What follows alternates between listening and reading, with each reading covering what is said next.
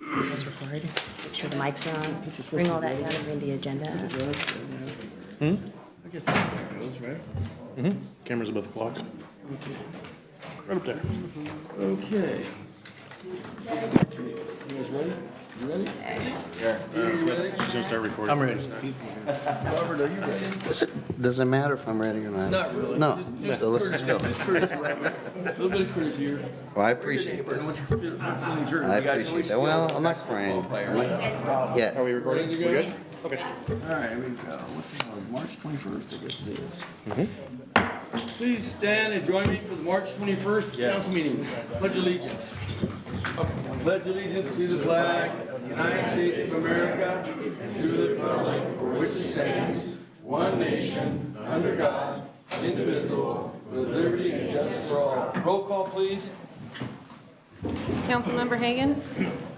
Hagan, that's you. Councilmember Bellinger? Here. Councilmember Crumick? Here. Mayor Pro Tem Swift? Here? And Mayor Alves? Here. All right, let's see here. I guess we're gonna start off with the consent calendar. Looks like, let's see here. Sure, yeah, that looks like it's going on. All right, we're gonna start off this evening with the consent calendar.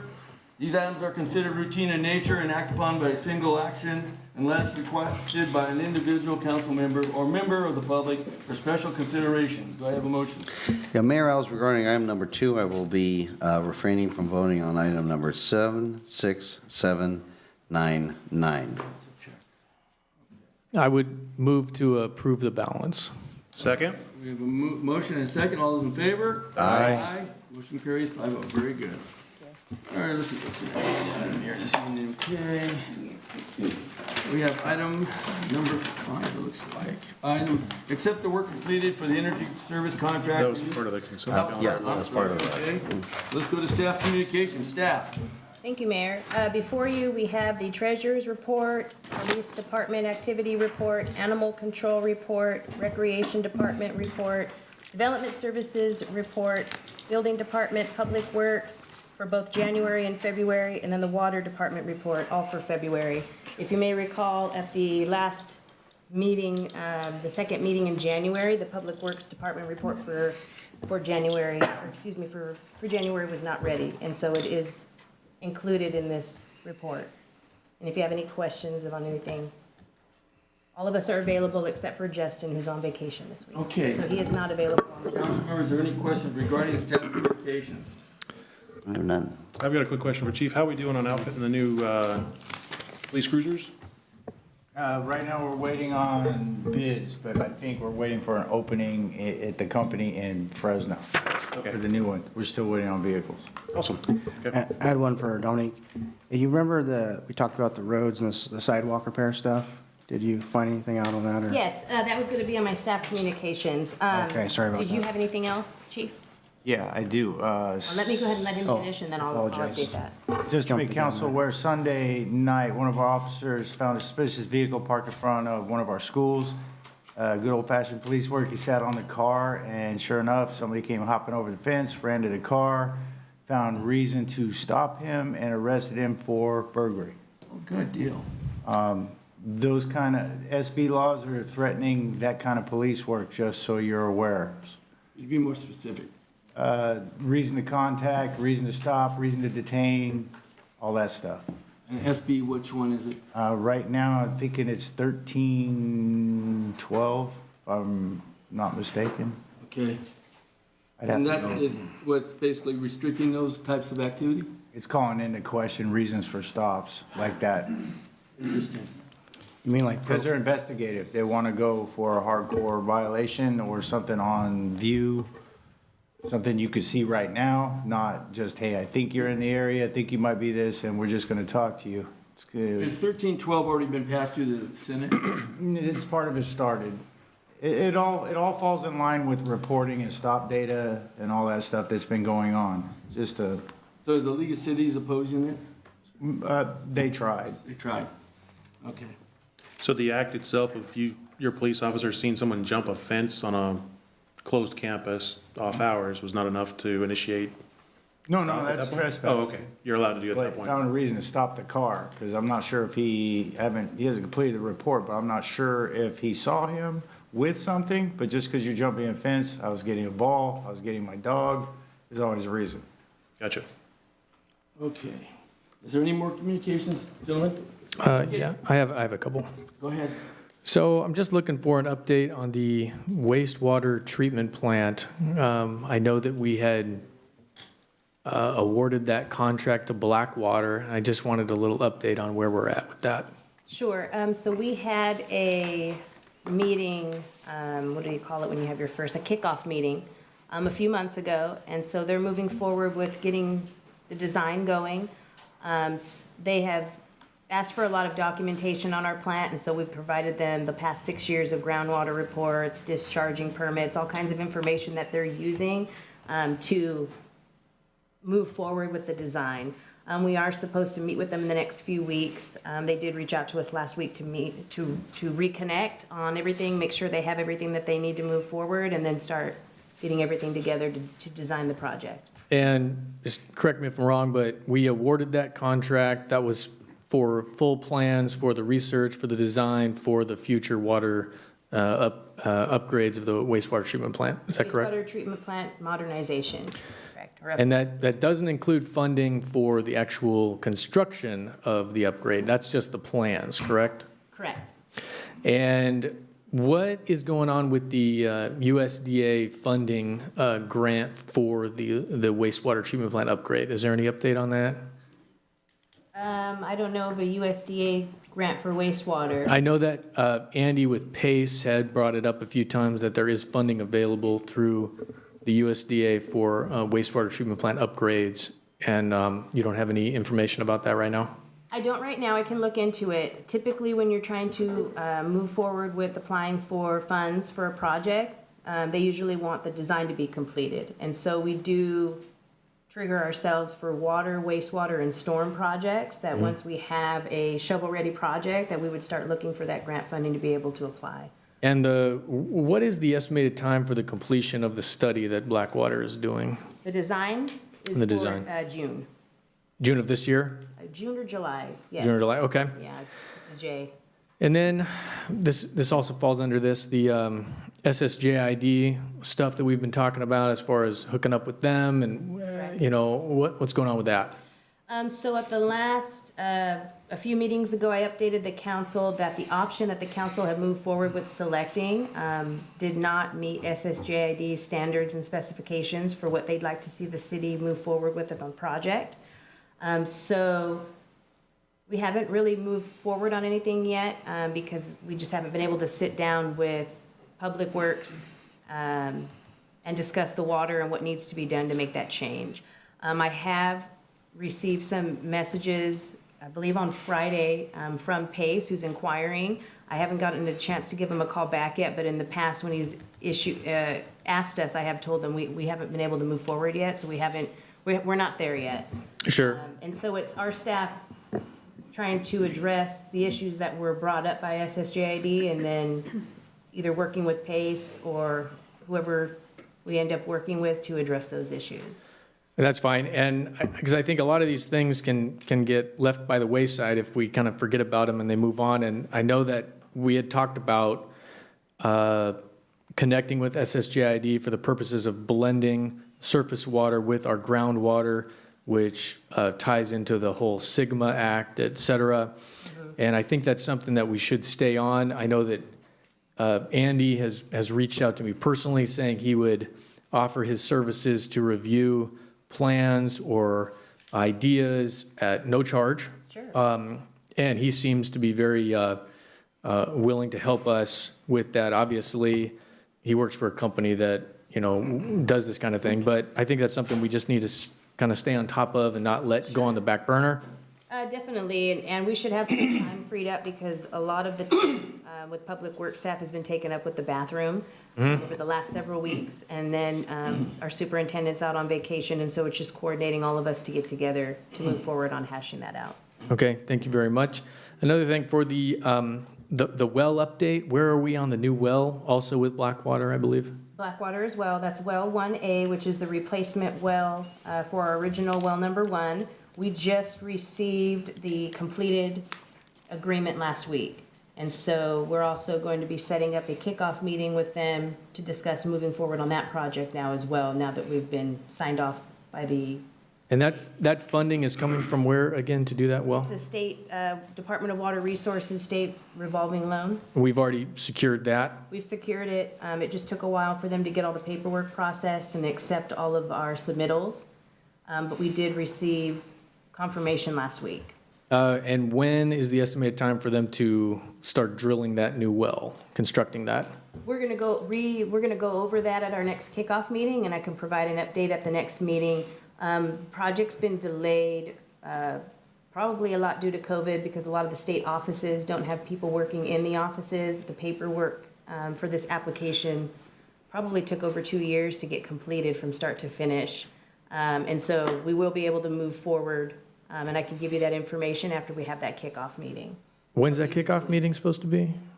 They reached out to me last week to schedule a kickoff meeting, and when Justin returns, we'll schedule that and move forward. Okay.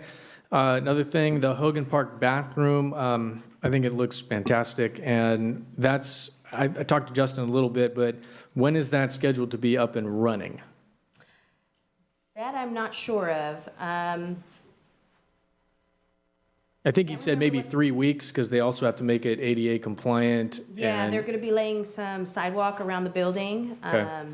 or some pavement around the building to make it ADA accessible and such, so. But we're we can close. Find out on a date, but we're very close. We're very right? close. Yeah, that's been a priority of Public Works. They've all been out there. Yep. Working on everything for the last several weeks. Okay, last thing I had for staff communication was for Chief. I know that a couple years ago, we had the talk about 2 officers on duty at all times. How are we doing with that? Still doing it. Still doing it? Good to go? We've always got 2 officers covering the town. Fantastic. Thank you so much. That's all I have. Is there anyone in the audience that have any questions regarding the staff communications? I've got something to add from the city attorney's office. I had circulate regarding the request for information for charter cities versus general law cities. The League of California Cities wouldn't do a presentation, but they did send me that guide that I had sent to all of the council members. So I guess at some point direction on what additional information, if any, would the council want. I don't know how much time the council members want to review that guide that I had sent out and their thoughts on that. They don't want to do a presentation on the differences? Correct. They just say that's not one of the presentations that they do. Okay. Did you email that to us? I did, everybody. It's, I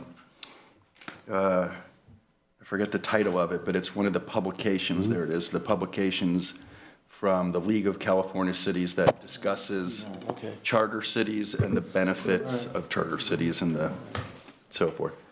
So I'll just wait for direction as to when we want additional information on All that. right, when you go through it, I haven't seen it yet. All right. Thank you.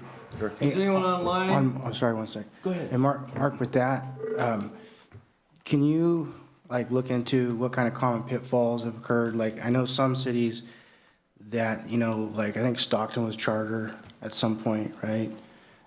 Where the common pitfalls were there so that if we decide to go this way, we can avoid those, mistakes or the shortcomings that may have occurred in those other cities? Yeah, it makes perfect sense.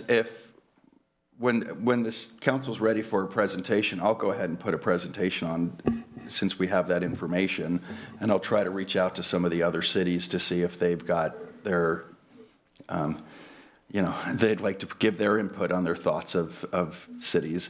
And I'm sure Dominique and I will work on figuring out which council members or city attorneys from some other cities we could bring in. But I think there's a lot of information there that I would do in a presentation format.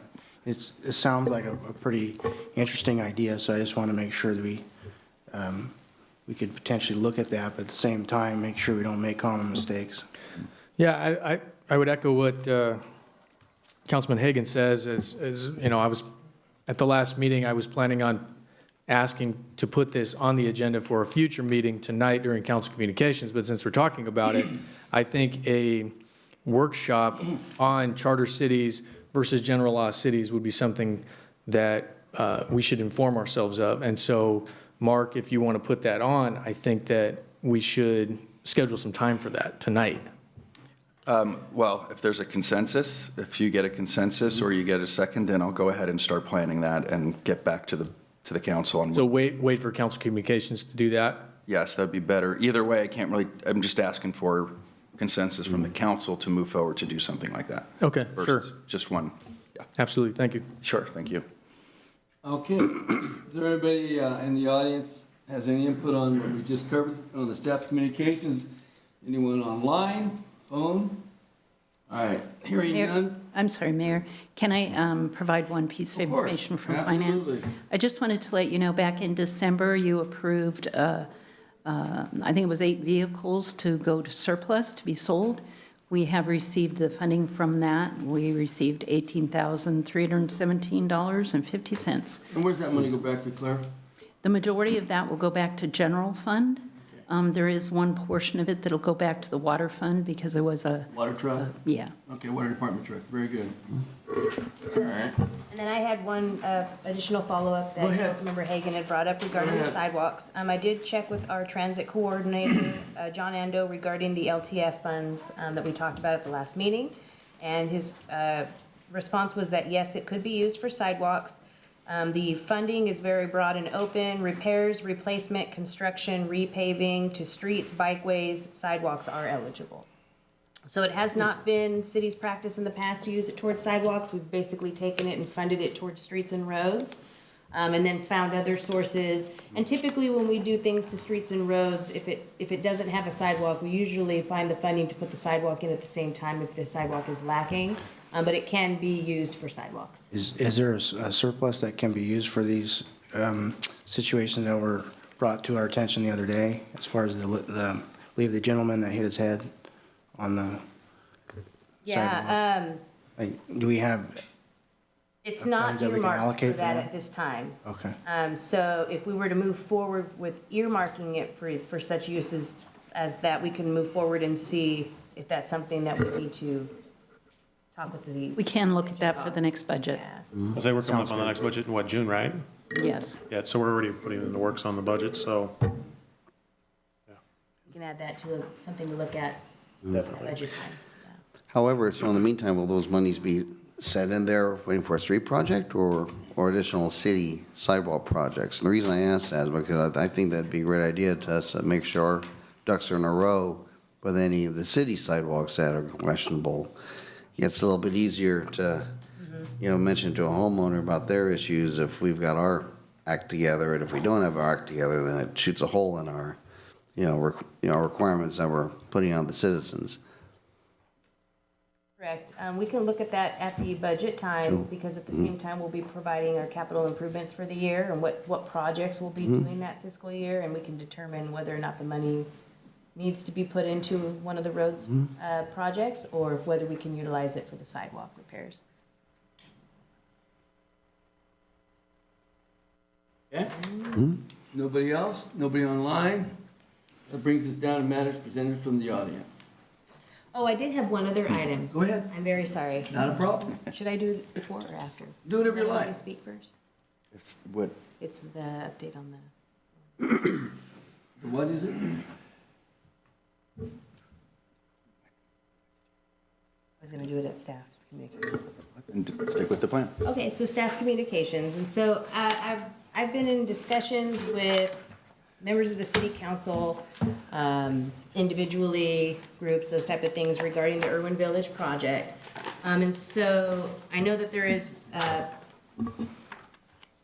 mixed understandings and mixed opinions on the project, and I've been talking to everybody individually, and so here at the meeting is the way I can reach all 5 of you all at the same time and provide that information to you and whoever's attending the meeting or watching the meeting. So city council, staff, and a developer that was interested in building or was experienced in building senior housing projects. The council was was meeting to discuss that back in November of 2019, and we had meetings with the developer and discussed the potential for a senior housing project from November 2019 Question. to January. You said meetings. We had one meeting initially, which was with me and Councilman Swift. We met with this individual, and it was Robert and myself, Okay. with you and Tammy. That was the first meeting and only meeting I ever had with that individual. Okay, meeting and at staff level because he was contacting us for information and That getting I his don't know project about. together. I'm just I saying. would like to let the city manager finish, please. Well, I'd like to have my opinion expressed. Excuse me. If I may, just to clarify what we're doing here. Yeah. This is under staff communication. Several members of the council have asked for information And that's regarding fine. that. And staff has summarized the information and is presenting it to the entire council and the public with what she has found. That's really all we're doing, is providing the information that has been asked for in a summary. And I just want to make clarification. That it was meetings that we had only, he and I attended the first one. Just clarification. Sure. Thank you. Okay. So, talking with that developer ended around the end of January in 2020, or at least we didn't hear back from them after that for a little while. We didn't hear back from them until May of 2021, when they had confirmed that they were working with the Housing Authority on moving forward with the project. So at the May 17th City Council meeting, both Tammy Alcantor and I provided an update to the council regarding the status of the potential senior housing project, that they had named it Irwin Village, that they were partnered with the Housing Authority to move forward on this plan, and that in accordance with state law, specifically Senate Bill 35, which is a streamlined process that was approved and executed by the state of California as a part of their 2019 housing package, and explained to the council at that meeting during staff communications. We had a very detailed discussion about the fact that the project was fitting SB 35 streamlined process, and therefore, because it met that process, it would not be coming to city council for review, but that it was qualified to be able to go to the planning commission as for site and architecture only. So at that meeting, city staff did provide background on the past 2 years that the council and staff had been working on senior housing discussions with the council, developer, and staff. We talked about the Housing Authority and their involvement in the project. We discussed tax credits and that the fact that this project and this developer utilized the tax credits programs through the state and federal government to move forward with these types of projects. We also discussed that the city was not making any financial commitment to the project. We were not taking any of our monies at that time and putting it towards this project, and that this project, if it was to move forward completely, would pay full development impact fees. It was also discussed that the project was 100% affordable housing project, and also discussed the fact that the people that were on the wait list for the Heritage House, which is currently in town, would potentially be able to apply and move into this type of housing. It was identified that the age restriction senior project was 62 up, and that it would have the state income limitations required. In that meeting, a member of council did ask whether or not we had reached out to them for this project or if they had generated this project themselves, and we did confirm that the city had reached out to them to pursue this project. That being said, they were interested in moving as quickly as possible because they were trying to apply for tax credit project deadlines with the state. It doesn't appear they made that deadline because we did not receive their application until December 21st of 2021. So their application came in December 21st. An update was provided in the November monthly staff report, which we list projects from newest to oldest. 706 California /1310 Irwin is the Irwin Village Senior Housing Project Site and Architecture Review scheduled for February 15, 2022 Planning Commission meeting. It was also indicated in the December 2021 monthly staff report. Same thing, that it was the Irwin Village Senior Housing Project Site and Architecture Review, and that it had been scheduled for the February 15, 2022 meeting. And then the January monthly staff report, same information was held, and we did indicate that the meeting was held and that it was continued to March 15th, 2022. The environmental document was advertised in the Escalon Times for public review and posted on the city website in accordance with state law on January 29th, 2022. The project was advertised in the Escalon Times on February 5th, 2022, 10 days prior, in accordance with the Escalon Municipal Code's current standards. And the notices were mailed out on January 28th, 2022, to every property owner and occupant within 300 feet of subject site, as documented in the latest assessor's records per the Escalon Municipal Code requirements. And so I know that there's been a lot of concern with what's currently in the municipal code as far as noticing. Staff has worked diligently on getting that addressed and put on the agenda tonight so that we can address that and hopefully move forward with all future project applications. And so I wanted to provide that update to you, but a lot of the stuff goes back to that meeting in May when we indicated that it would not be coming to council and that the only way it would come to council was in the event that they wanted money from us. And so that was discussed in detail as well, that if they wanted to come for a reduction in fees, a reduction in anything that they would have to pay the city to construct the project, that would be the city's way to have some say in how the project moves forward.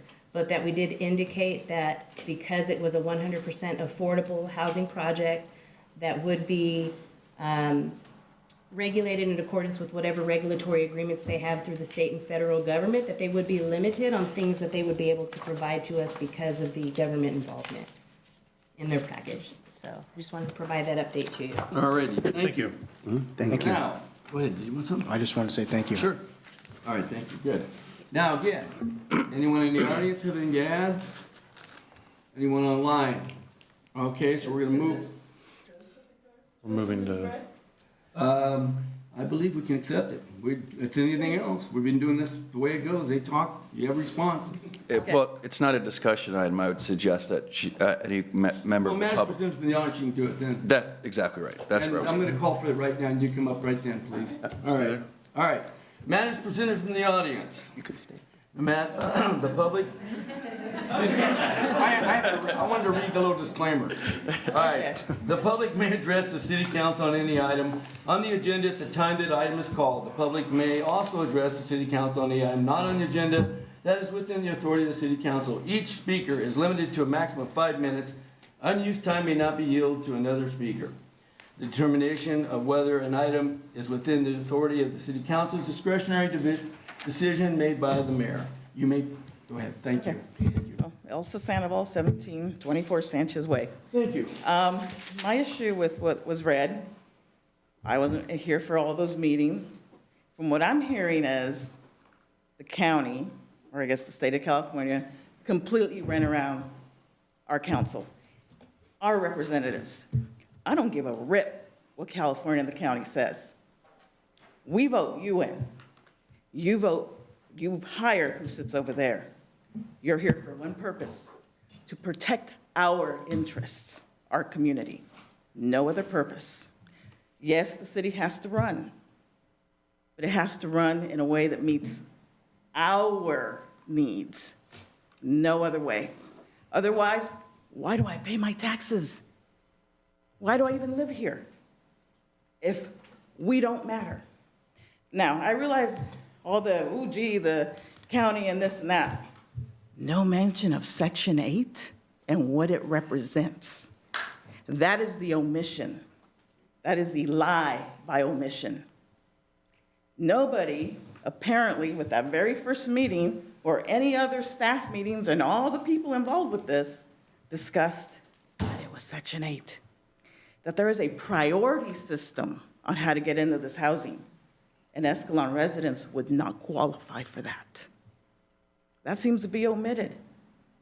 That, to me, is underhanded, period. Someone didn't do their homework. Someone didn't go and find out exactly what all those beautiful government words meant. And we almost got, excuse the language, screwed as a community. That does not wash. I don't care what California's doing. This is Escalon. This is our town. This is not acceptable. And yes, I am filing my Freedom of Information Act. I will pile through that thing, and I will post it for the whole town to see. There will be no more of this in this town. That is not why I pay my taxes. That is not why I live here. That's simple. You gentlemen need to pay attention to what's going on in that office. We put you up there to make sure that what goes on in the office meets our needs. If it doesn't, it needs to be fixed. No other way around it. I can dissect that thing right here for you as to why there's so much shenanigans going around.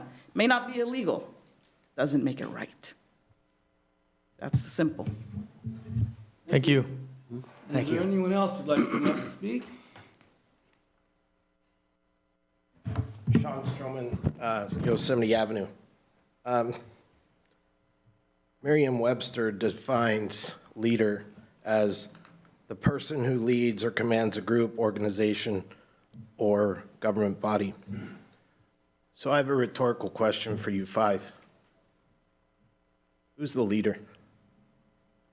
There are a lot of keyboard cowboys out there right now spewing, quite frankly, hateful, discriminatory information. I'm all for freedom of speech, but we need a leader. And so I'm requesting one of you five, please stand up, be a leader.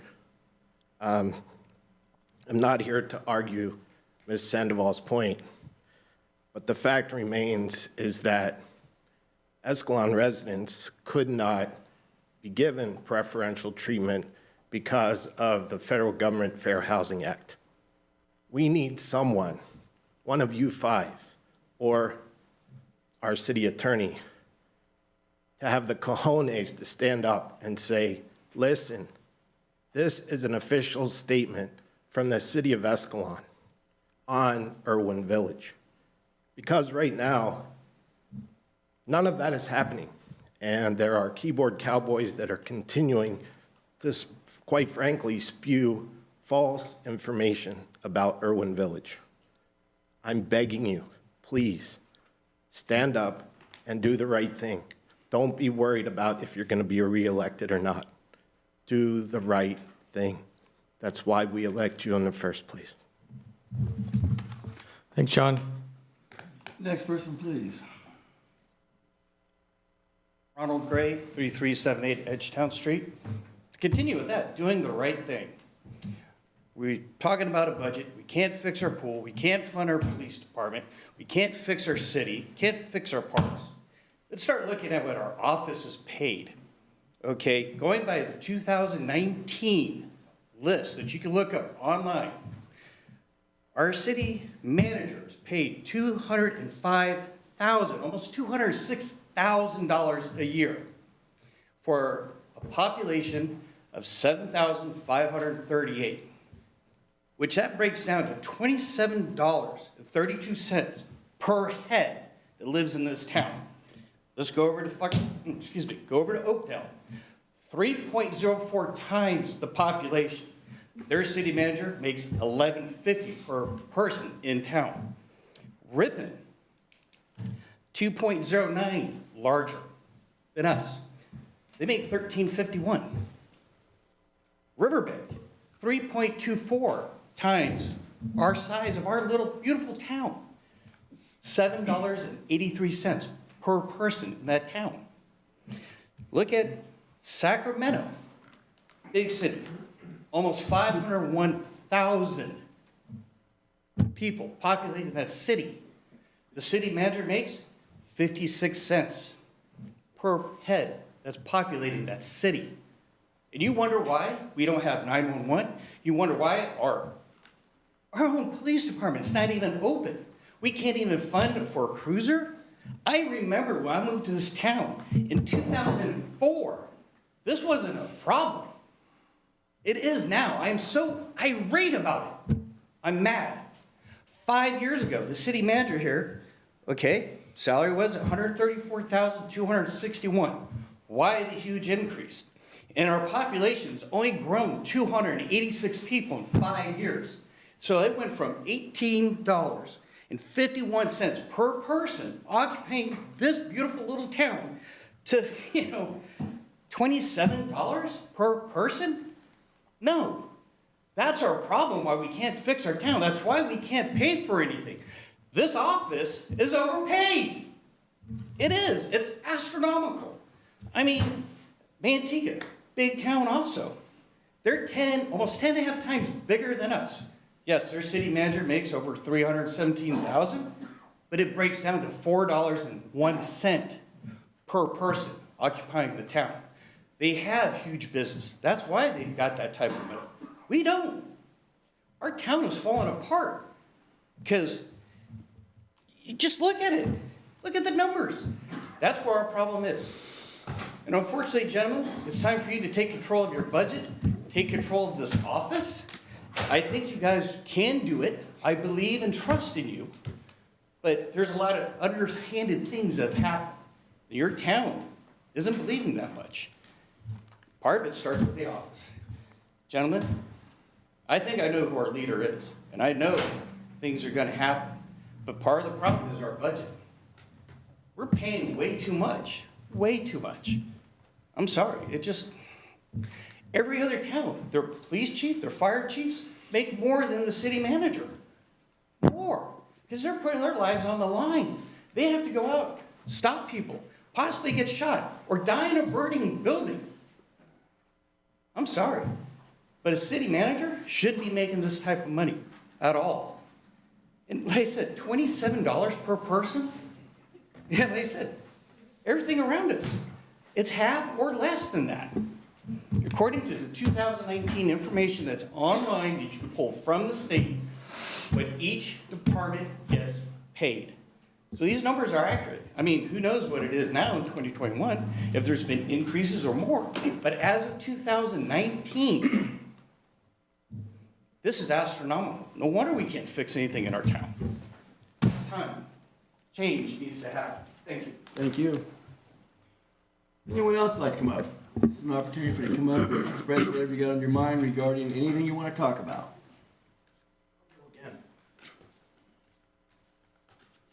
To the gentleman's point. Listen, Sean, I don't think we're going to let this happen twice.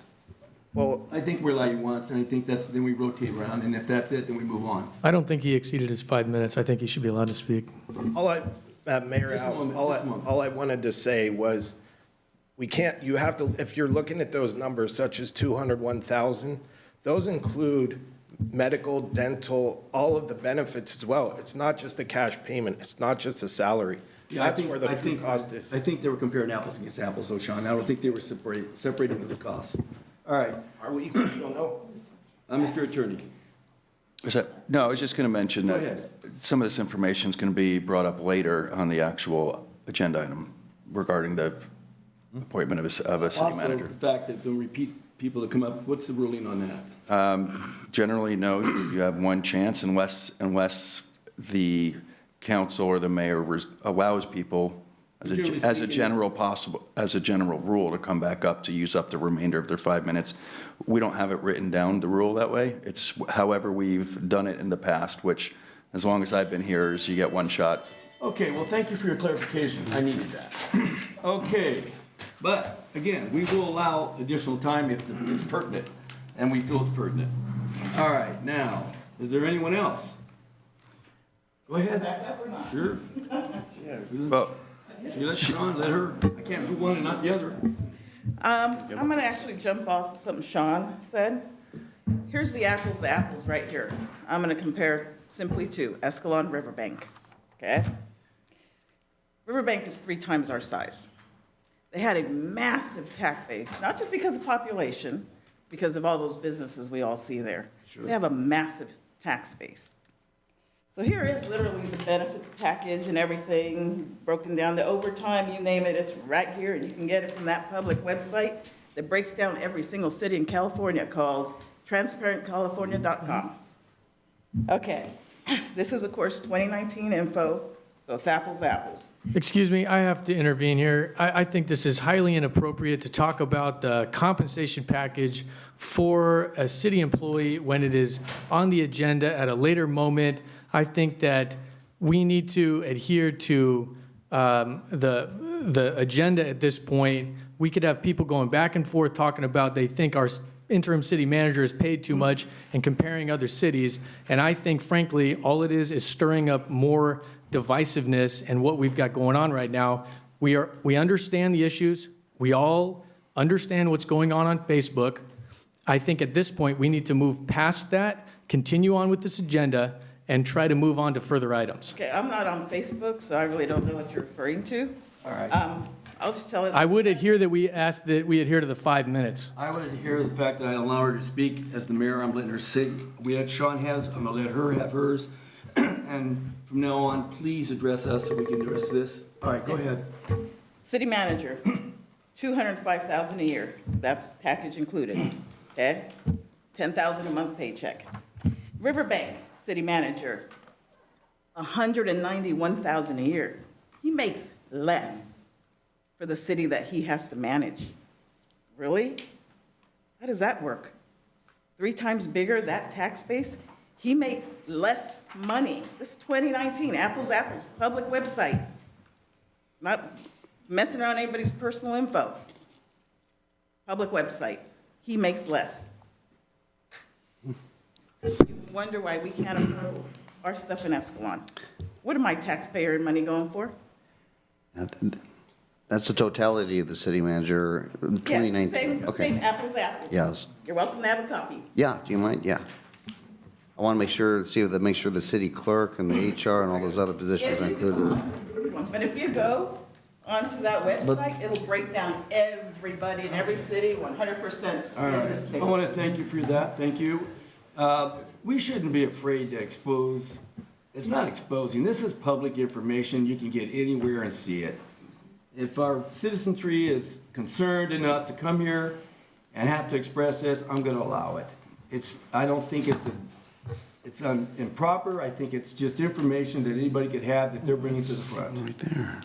All right. You know what, Mayor Alves, excuse me, I'm not out of order. Shame on you for perpetuating this and for bringing this to us. This is highly irregular, it is out of order, it should not be conducted this way, and it's your job as the mayor to make sure that these meetings run according to the schedule, that they're run in a respectable way. Let me make a point clear here to the city and everybody watching, whoever is out there. And you know what? There's not a lot of people watching this online because a lot of people don't really know what's going on here. So I'll just make that point. We're not all superstars that we like. Hold on, Mark, one point. I'm going to say this. He's out of order. I'm going to say this. The buck stops at us. It doesn't stop at the city manager or the staff. The buck stops here. If anybody has anything to blame, it's to blame the 4 of us, not Councilman Hagan because he wasn't on here. You blame the city council. That's where the buck stops. You blame the mayor. Okay, from now on, I appreciate no more outbursts. It's not what we're trying to do here. All right, now, is there anyone left out there who'd like to say any more? An entire column that's here, that's not up here. It's not, I don't understand. Very Hassan, I think part of that, those numbers were skewed at the time frame they're looking at. The city manager was also the chief financial officer, the treasurer. She wore many, many hats at that time and doing many, many jobs, as that money actually saved us money by not having department heads at that time. Great point. Whether it's, where it goes from here is up to you guys, but that specific time was a different era. Thank you, Mr. Haskell. Is there anyone else like to speak? All right, we'll go back one more time to those online. Anyone online? Okay, so now we're going to move it back to the staff here. We're going to move, let's see, we're going to, all right, Just we're a going to second, move Mayor on. Ellis, I can give Go this ahead. back to Sure. Ms. Sandoval. Sure. Unless any other council members want to take a look at it. I've already seen it. There is an extra line on the Escalon one versus the other one, so I've seen it before. I'm not, yeah. I think it's just with the printer would print out. There's Well, so it many says guys. pension debt or something like that on the Escalon line, which like at the city manager's case, it's like 45 grand. So I don't know why that's included on that one, but it's not included on the other ones. Okay, now, we're gonna move into a public hearing. Consider resolution number XX22, approve the expenditure plan for the fiscal year 22-23 Community Development Block Grant, CDG. Staff, Thank you, Mayor. you're welcome. The city received CDBG funds, which are the Community Development Block Grant Funds, an estimated allocation of $75,000 on an annual basis from the U.S. Department of Housing and Urban Development, otherwise known as HUD, via an agreement with the San Joaquin County. HUD requires citizen participation in the program selection process. This process involves providing residents with notice of availability of CDBG funds. This requirement was satisfied by posting notices at City Hall and on the city's website. Staff posted advertisements on the city Facebook page and sent out mailers to local nonprofits inviting them for an informational meeting that was held by staff on Monday, January 3rd, 2022. In past years, all applications for CDBG funds were received directly by the city. San Joaquin County had revised their program a few years ago so that service groups that serve the entire county submit one application for funds to the county only instead of applying to each city. In that single application, the service group then lists their funding request for each city. This streamlines the process for the county since they process the reimbursements for the countywide service groups, which include Meals on Wheels, Mobile Farmers Market, and Fair Housing.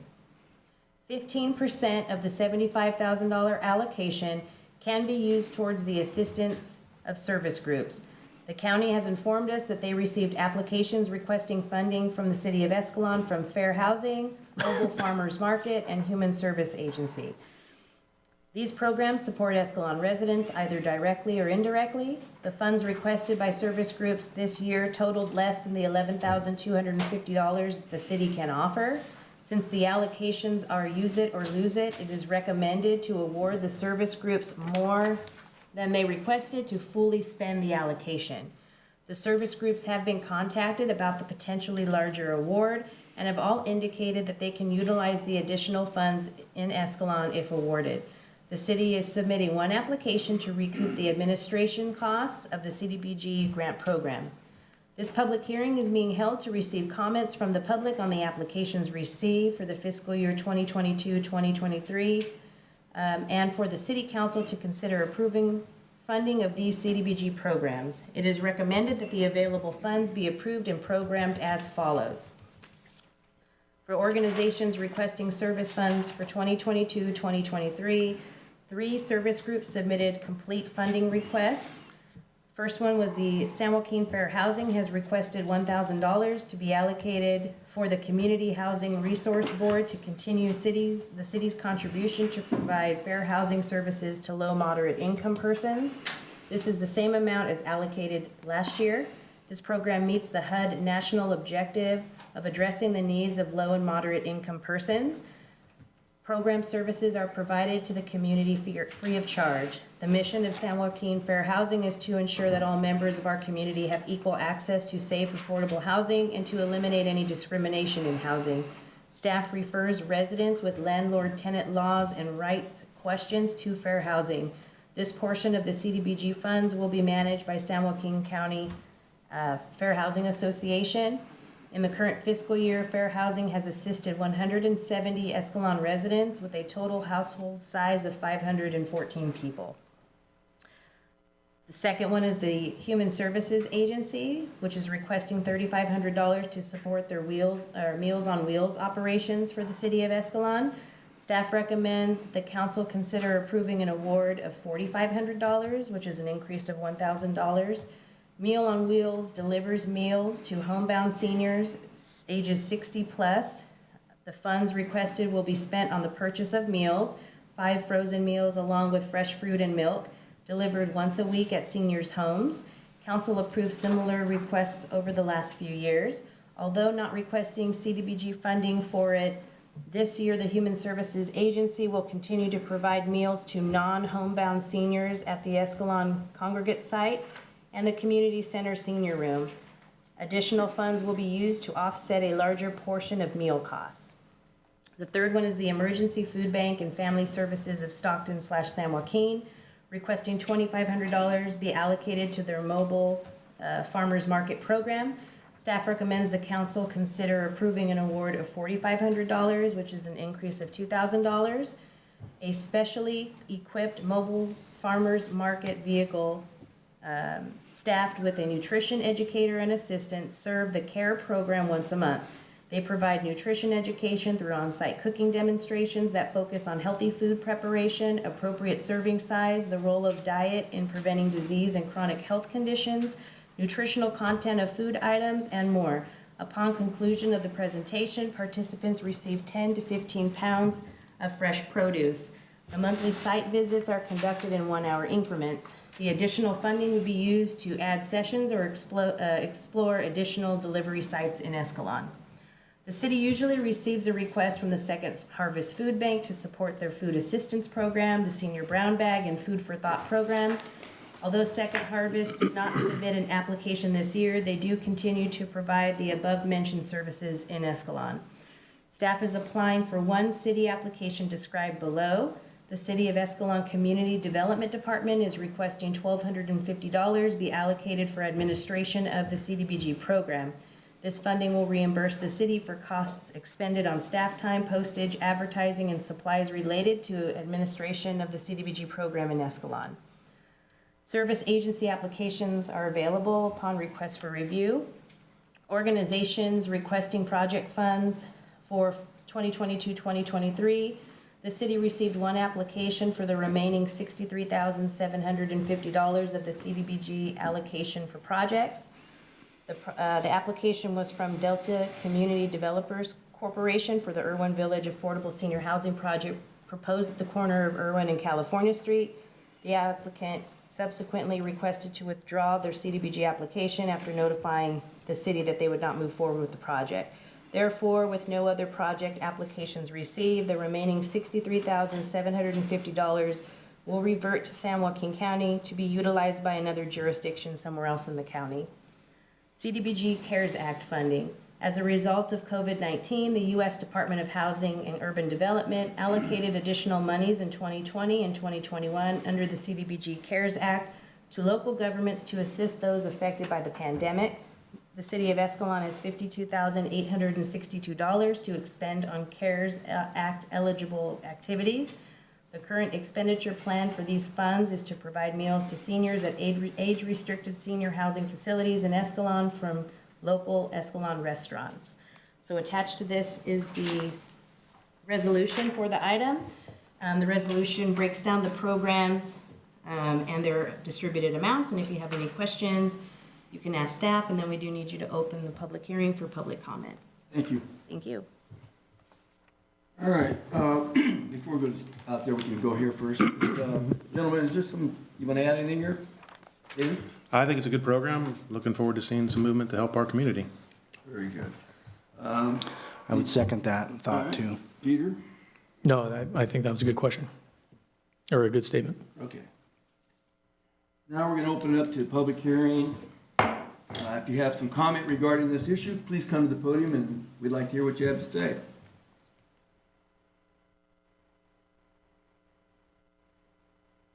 Okay, so anyone online would like to chime in? Okay, we're going to bring it back to the council. We're going to close the public hearing. I'd like to add my little 2 cents here. It is a good program. These people do a nice job feeding a lot of the needy. It's a neat little program. I've been around it for quite some time, and there's some really, really dedicated people that don't make any money doing this. They're really good people. So I'm glad to see that we are funding some of these programs. Okay, so. Yeah, I'd like to move on staff's recommendation. All right, we have a motion. I'll second that. We have a second. All those in favor? Aye. Motion carries 5-0. Thank you, gentlemen. Thank you. All right, thank you, staff. Now we're going to move on to item number 8. Thank you, Mayor. So this item is consideration of an expenditure plan for the City of Escalon's fiscal year 2022-2023 Home Investment Partnership Act, otherwise known as the HOME program. For fiscal year 2022-2023, the city will receive an estimated allocation of $13,587 in home program funds. The city proposes to use these funds for the provision of low to moderate income housing units through gap financing or rehabilitation of eligible units. The county restarted the rehab program and is currently accepting applications. The home funds used in gap financing programs assist first-time low-income persons in making a down payment on a new home. At this time, the city's home program accounts have the following amounts in them.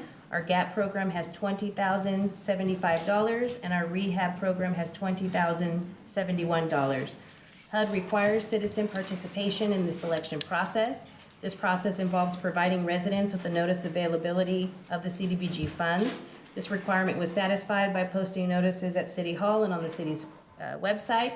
Staff also posted advertisements on the city's Facebook page and sent out mailers to local nonprofits, inviting them to an informational meeting that was held by staff on Monday, January 3rd. The purpose of tonight's public hearing is to receive comments from the public on these projects identified by staff for fiscal year 2022-2023. It is recommended that the city commit this estimated $13,587 in home funding for the continuation of this program, with the funds split evenly between the two programs. So let me ask you a question on this GAP. GAP is currently what we have behind the shopping center, correct? Those all were GAP programs. I was here when they built those. I'm not They absolutely were. sure. I am sure, they're GAP. What the deal was, just like you read, that they had to participate in the construction. Okay. Yeah, Okay, I'm not sure at Yeah, all. it's government assistance program. Now, on the rehab, is that a same situation where you can get a work on a home you own already? If you qualify in accordance with their application requirements, you can apply for a rehabilitation loan where they would provide you the money to make repairs to your house, and then they would work forward on a low-interest loan. I think it's forgivable, some of it. It depends. It depends your circumstance. Right. And then also on the GAP program, I believe that was forgivable too if you worked on it. It just depends on the circumstances. Now, on the GAP program, that money there, is that allowed for like a purchase of a lot, any of the money towards that? Because we don't have a situation like we did before where we had all those homes set up for that. I don't believe it's available to purchase land, but I'm not absolutely sure, so I can ask. So I just wonder where this money is gonna go when we have no land for it to, my question, yeah, I don't get it. So the money rotates every 3 years. We can hold on to that sum that we get. So every 3 years, or every year, we're essentially, because it's not used, because a lot of people in town don't qualify or don't apply for the program, we gain a portion from the county, but we give up a portion that expired after 3 years. And so that gets pulled out of our pot and goes into another city's pot if they're utilizing the program. Well, the only thing about the GAP program, that's for like new homes, building new homes, and I don't understand how we would. It's a first-time home buyer program, so it's your first time buying a home. So it's Not a new it's home. not build, it's It's necessarily. not a build, no, it's just a first-time home buyer. So the rehab, what's the difference between the rehab and the GAP then? So the gap is for buying a new house, and the rehab loan would be determining that you have something at your home, a messed up roof. Okay, so the those GAP type of allows you to things. take money for a deposit for a down payment? Correct. I get it, okay, I wasn't quite clear on that. No, no problem. All right, thank you. So the city's housing element identifies the need for the city to meet its regional share of low and moderate income housing and has left the additional benefit of instilling a pride in ownership in families that might not otherwise be able to afford a home. If the council approves the above recommendations, the home fund account levels for fiscal year will be the GAP account, and these are the updated numbers. I think the numbers in the staff report include the reductions for the third year out, so I think they're still accurate. Okay, so there was, the amount that's available in the GAP account is $20,465, and in the rehab account is $20,461. So like I mentioned previously, every year we gain money, but every year we lose money, because if it's been in the pot for longer than 3 years, they remove it and give it to Is somebody there a else. limit on how much money one individual can get?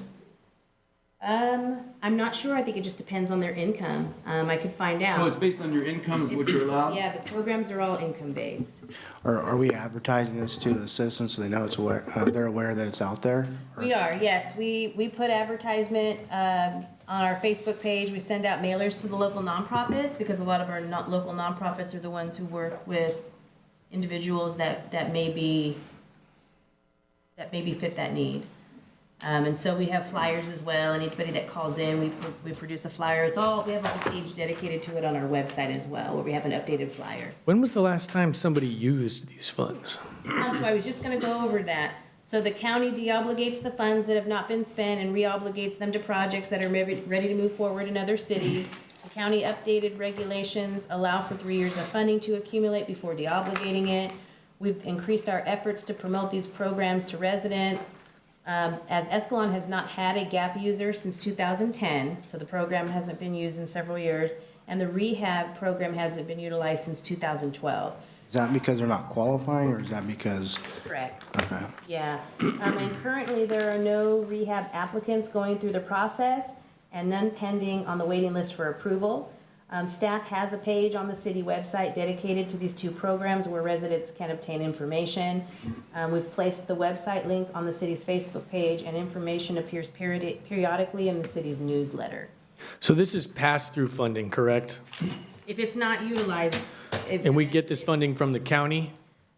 From the county, who disperses it from HUD. Who disperses it from HUD? They And, get the money from HUD for their county portion, and then they split it up amongst all the cities in the county. and it's, And our portion is, I'm assuming to apply for this, you need to be in some sort of need of financial assistance to qualify. So it would be a lower income individual that's applying for this money for a down payment on a house.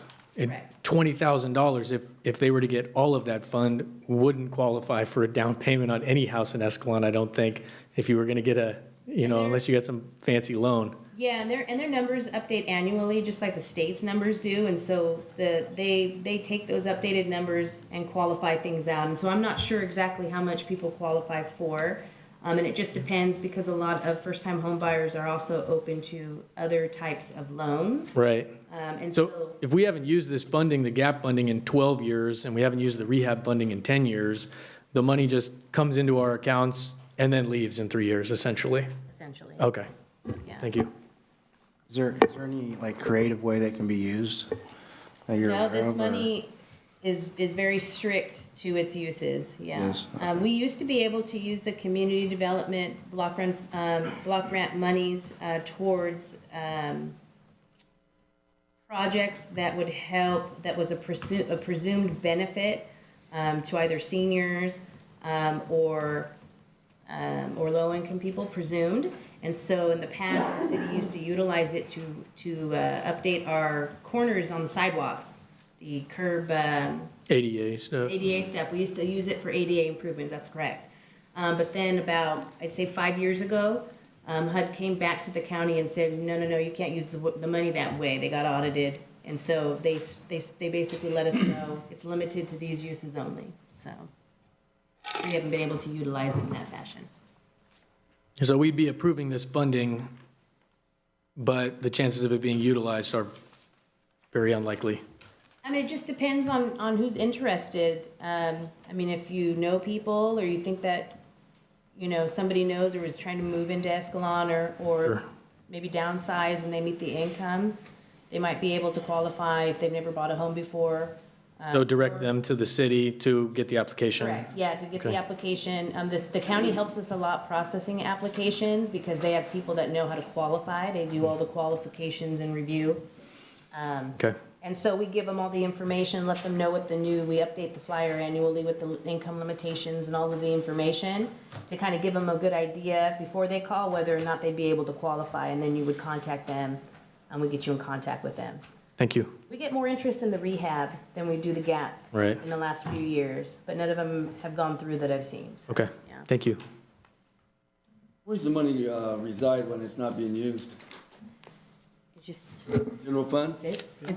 It's held in the county pool, in the pool. Well, it doesn't come to us at all. It does come to us, but it's held in our funds, in our pooled funds, so lay for wherever we invest. So Who it's holds the money? general. Do we If you- hold the money, or does the county hold the money? We hold the money. We hold, okay, but it's in a special fund. Okay. Good enough. All right, gentlemen, any more comments? Do we have a open Public session? hearing. Yeah, that's what I thought. Okay, here we go. We're gonna open a public hearing. Any comment on the item we discussed, please come to the podium and have some input, please. And your name? My name is Ryan Smith. I live at 2707 Ryan Avenue, so kind of right on the edge of town.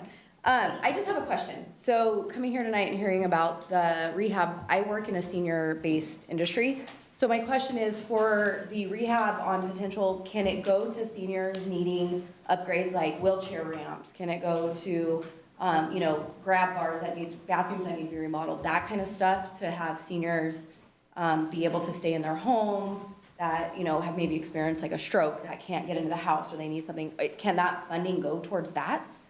I believe that it can. I would need to double check, but they would also have to meet the income requirements. Yeah. But I see But I a wouldn't lot be of surprised if it would. Yeah, I see a Yeah, lot, that's a big thing. I would think that that would be something they consider, that, and I could double check, if I can get your information afterwards, Yeah. we can follow up on that and let you know. Okay, perfect, thank you. Thank you. Thank you. Staff, Good idea. what is the limit on the income? Do we know what that is?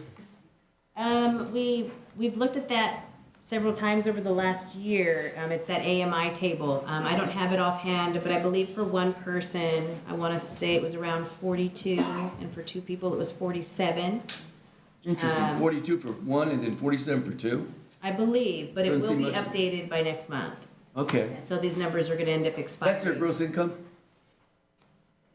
Correct. Okay. I believe so, yes. We haven't typically, and it just depends on other things that they have coming in. I'm not sure in the program whether they're looking at retirements and other things. Every program's a little different. Okay. So I'm not absolutely sure what they're looking at. But anyone interested could contact you? Of course, And then yeah. you can give them that We can give additional them that information. Thank you Yeah. very much. All And then right. the new numbers will be coming out, I believe, by April 1st, so they'll reissue those new numbers. Thank you. Gary Haskin. Now, correct me if I'm wrong, these are just loans. They're not free money. So they have to be paid back, which makes a big difference between a grant They used, and a loan. on GAP, Gary, they used to forgive the loan. I don't know if that's true anymore, I but don't most know if loans? they do that. They did used to forgive. If you met certain criteria, they would forgive. But they are currently advertised as loans. As loans. Correct. Do we know what the interest rate would be? I'm not sure what the going rate is. It's been a long time since, Probably gonna be pretty low. it's supposed to be very low, yeah. Yeah. Sean Stroman again. So if no one has used the GAP since 2010 and no one has used the rehab since 2012, kind of strikes me that there may be a communication breakdown somewhere. Sure, we have flyers in the lobby and posted on the website, but maybe we should look and see if there's a way that we can open up those lines of communication and target specific areas. I don't know, Paddock Village, or the mobile home park by Rite Aid, that could actually use the funds. I mean, I don't know if they're, do the motorhome, or trailer houses, do they qualify for that? They're state operated, so I would think that they would be able to utilize the funds because the money comes from the state. Okay. But I'm not sure, but we could definitely Yeah, I look don't know. into my point getting is, flyers there, yes. my point is that there, it appears that there's a breakdown in communication somewhere along the lines. I mean, God, I'm sure Dominique and Jenny and the city staff are tired of seeing me come into City Hall, but how many of those specific residents actually make the effort to come into City Hall? So maybe, and if we're not reaching out to, maybe if they're not reaching out to us, maybe we should find a way to reach out to them. We have an elderly group and a sponsor this evening who's here. That's maybe a good way to go. That individual is dealing with the elderly, and maybe it could be passed down through them. Because that's a good idea. You're right. It should be out there better than it is. That's all. Anyone else like to come up and speak? Okay, I'm not seeing anybody else come and speak. Anybody online like to say anything? Any phones? Okay, we're gonna bring it back to council for action. What's your desire, gentlemen? I would move on staff's recommendation. Second? Motion and second. All those in favor? Aye. Very good. All right, let's roll over to number 9 here. All right.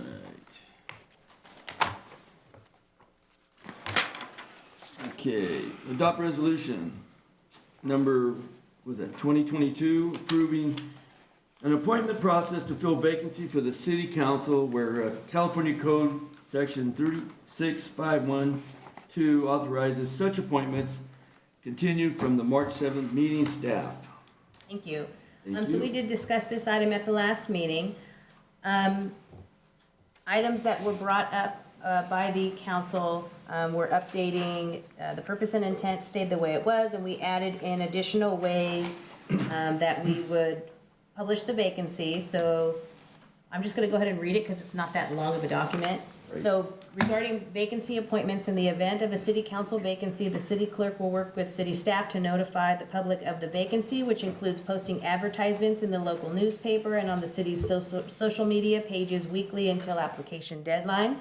At a minimum, notice of the vacancy will be posted on the city's website and at City Hall. The application period shall commence on the date established by the city clerk, no later than 7 calendar days after the vacancy is declared in writing, and end on the day following 21 calendar days after the commencement date.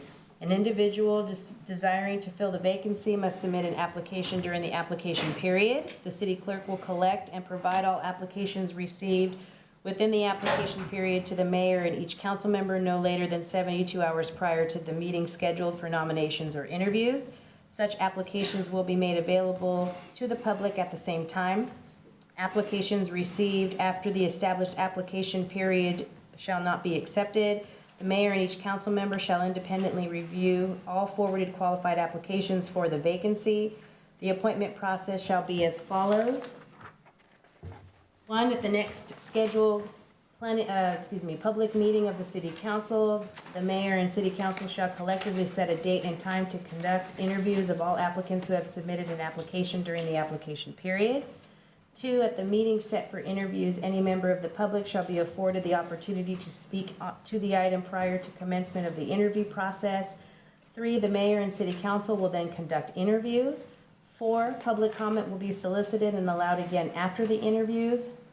5, following the interviews and any public comment, the mayor and city council shall publicly deliberate on the candidates and, unless otherwise agreed upon, set a special meeting to conduct nominations/make appointments. Number 6, the council may select one individual for each available position. The affirmative votes of at least 3 council members are required for each appointment. And the other item that we put at the bottom is that additional special meetings may be required during this process. And so that would be something that would be discussed and agreed upon by the council. So we did talk about sending out a mailer to everybody in the city advertising. It's estimated that that would cost somewhere between $3,000 to $4,000, not including staff time, to mail everyone in the city, which is approximately the 2,700 houses. If that is council's desire, we can do that, but it will be an added expense. Is it possible that we could probably slide that into a water bill in that time frame? It just depends on the time frame, because in accordance with the government code, if we're doing the appointment, it needs to be filled within 60 days. And so if it doesn't happen to fall right with the utility bill, And we're stuck with the and we're 3,000. bi-monthly, What would be another alternative if we didn't mail it out? What else could we do to make transparency transparent, you know? I mean, we put it on our social media pages, we published it at City Hall. We could put flyers out at the front counter for people who come in. It's pretty important, I think, to the staff, to the town, that it is made transparent. Sure. That's what we heard from the group the last time they were here. So I hate to spend that kind of money, but we gotta do something to basically get it out where everyone knows. I mean, that's the ticket.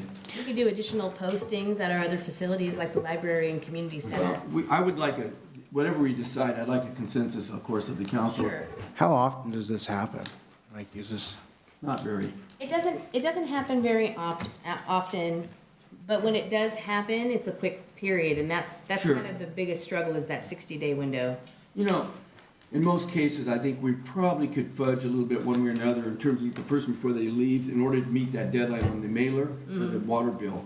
You know, I think that's still a good option in terms of cost savings. Yeah, it might just end up being that it gets published in the newsletter, and then maybe there's 5 days or 6 days they don't get a good enough window to apply because the deadline is so Well, quick. could we extend the deadline based on the late mailing? I mean, as long as we meet the 60-day in accordance with government code.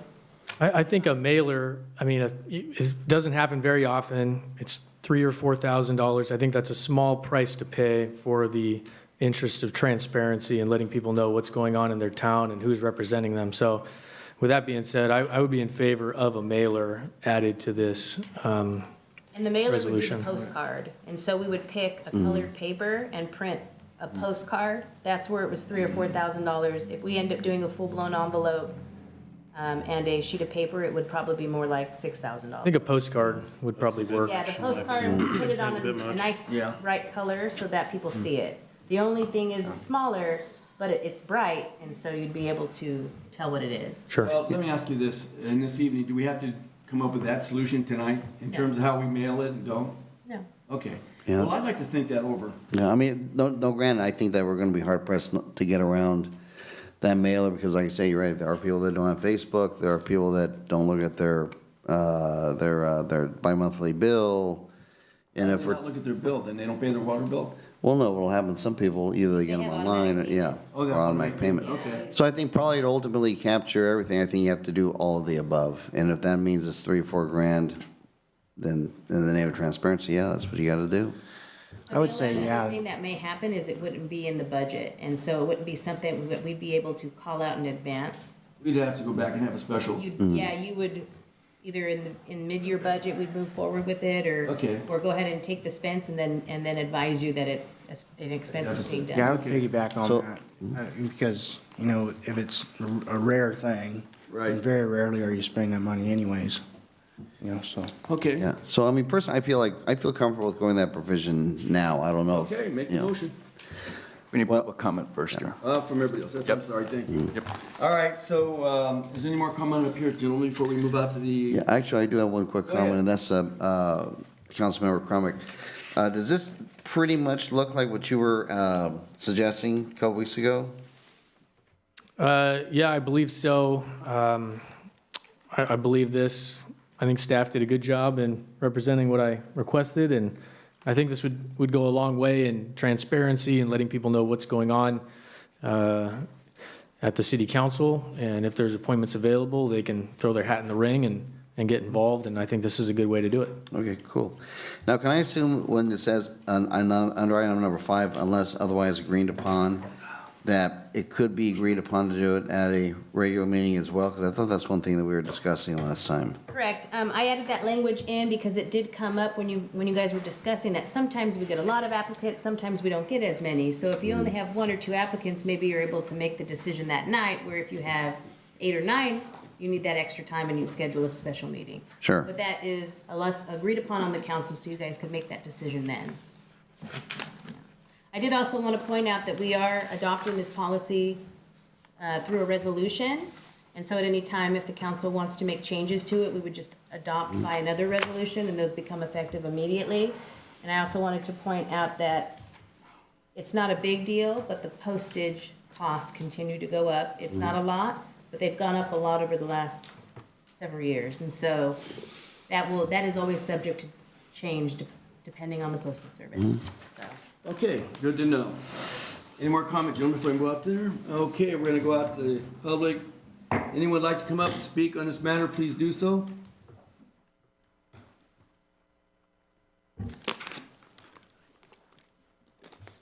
Oh, good evening, Sherry Hill. Just something for food for thought. If we held a special election, it would cost thousands of dollars. And in all honesty, a few thousand once in a, this is not a normal thing. So really, I think it's a almost no-brainer just to do a mailer, because not every single resident gets a water bill. Some of a rent and somebody else. Apartments, you're right. So they're not gonna get it that way. Good point. So if you do a little postcard cheap, you know, it's a percentage, you know, like 5% versus what you'd pay with a special election. Makes sense. Thanks. Thank you. All right. Anyone else?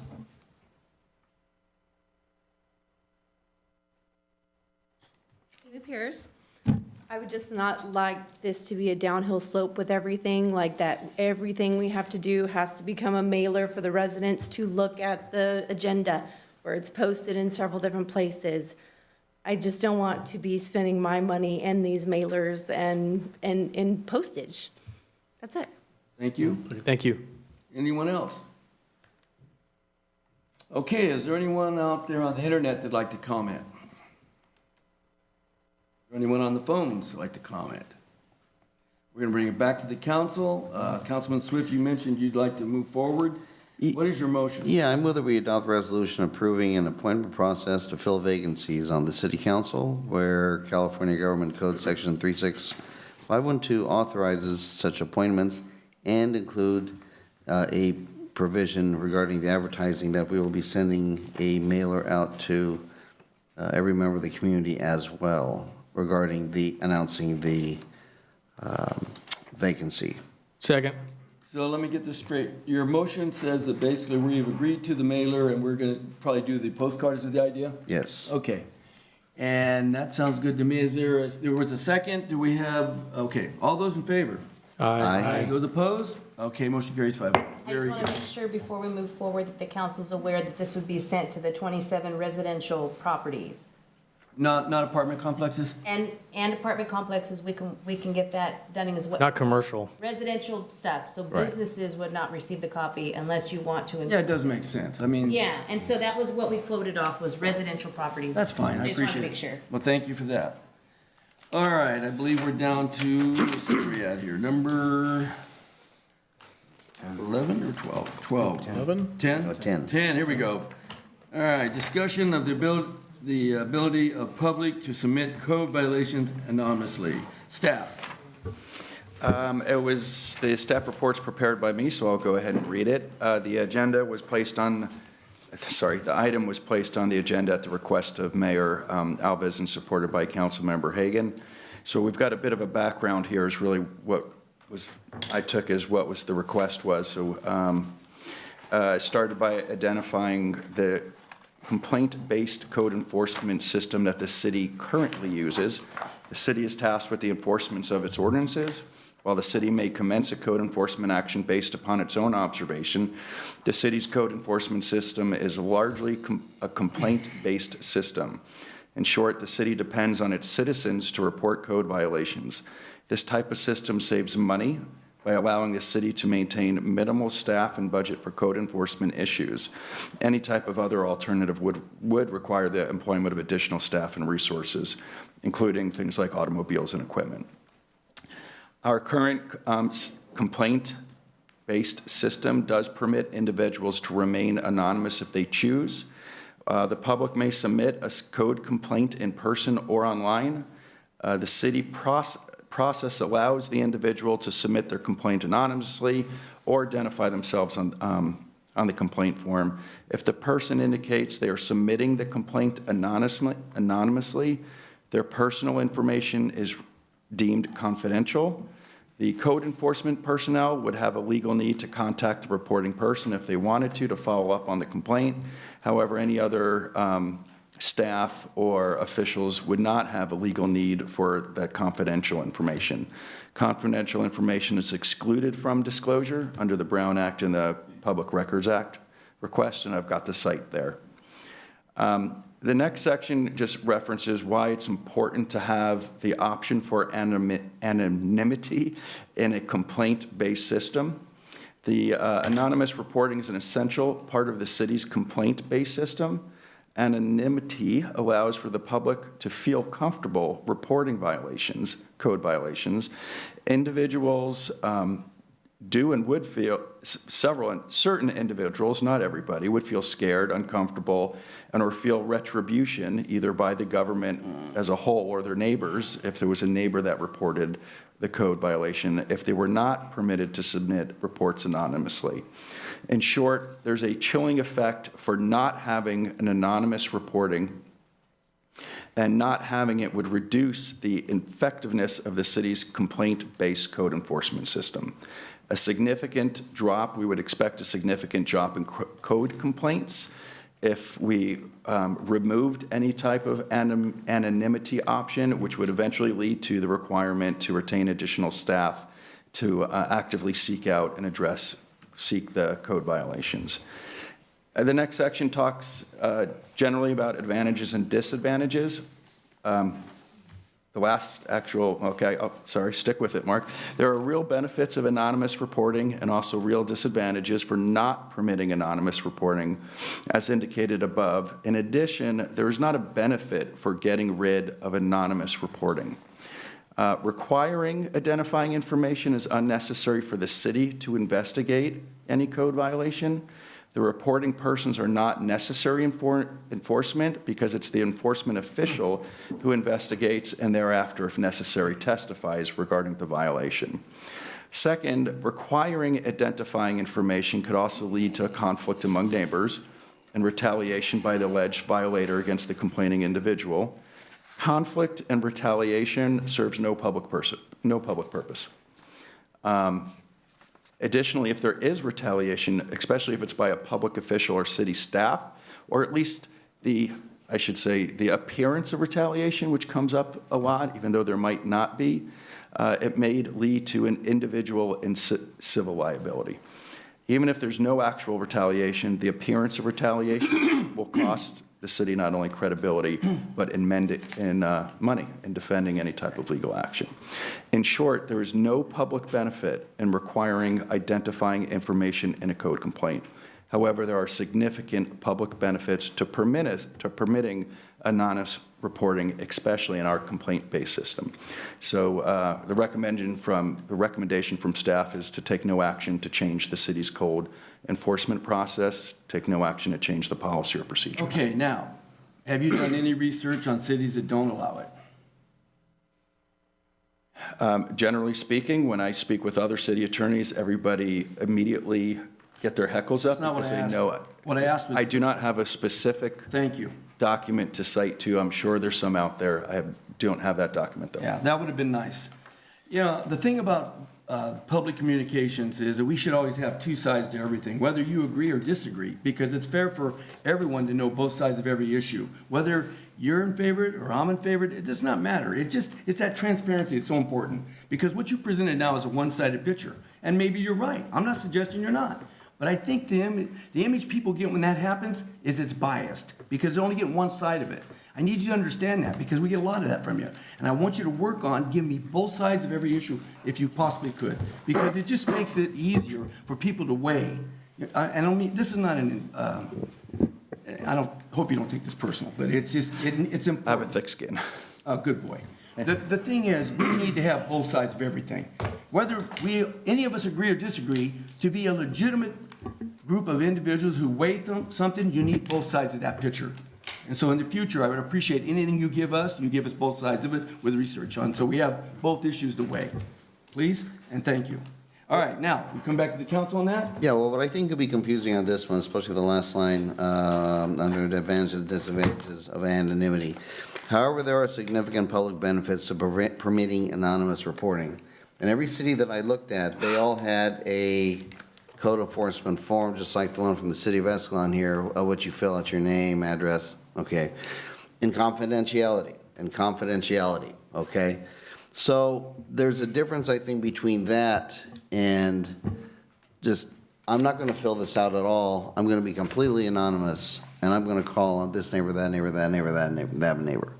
So I think it's a confusing point in this, but I think we're after what I would really suggest, because I did see a number of cities out there that do not have any, that say, look, we're not going to take anonymous complaints. However, you can fill out this form, and we will address that complaint in confidentiality. What I would suggest, and this is our city's code enforcement page, and it reads, the city of Escalon has adopted city codes. I wonder I couldn't see it. Specifically designed to address blight, nuisances, maintain a clean environment for all citizens in our community. The mission of the Code Enforcement Division is to promote and maintain a safe and desirable living and working environment. We help maintain and improve the quality of our community by administering a fair and unbiased enforcement program to correct violations of municipal codes and land use requirements. And that's all well and good. The next line. Reporting a code violation is quick and easy. Simply fill out the code enforcement request for an investigation below. What I would suggest is that last line, we strike it, okay? And instead, we do not investigate anonymous complaints, and a lot of cities do have that. That's what I would suggest at this point. Okay, anyone else on the council?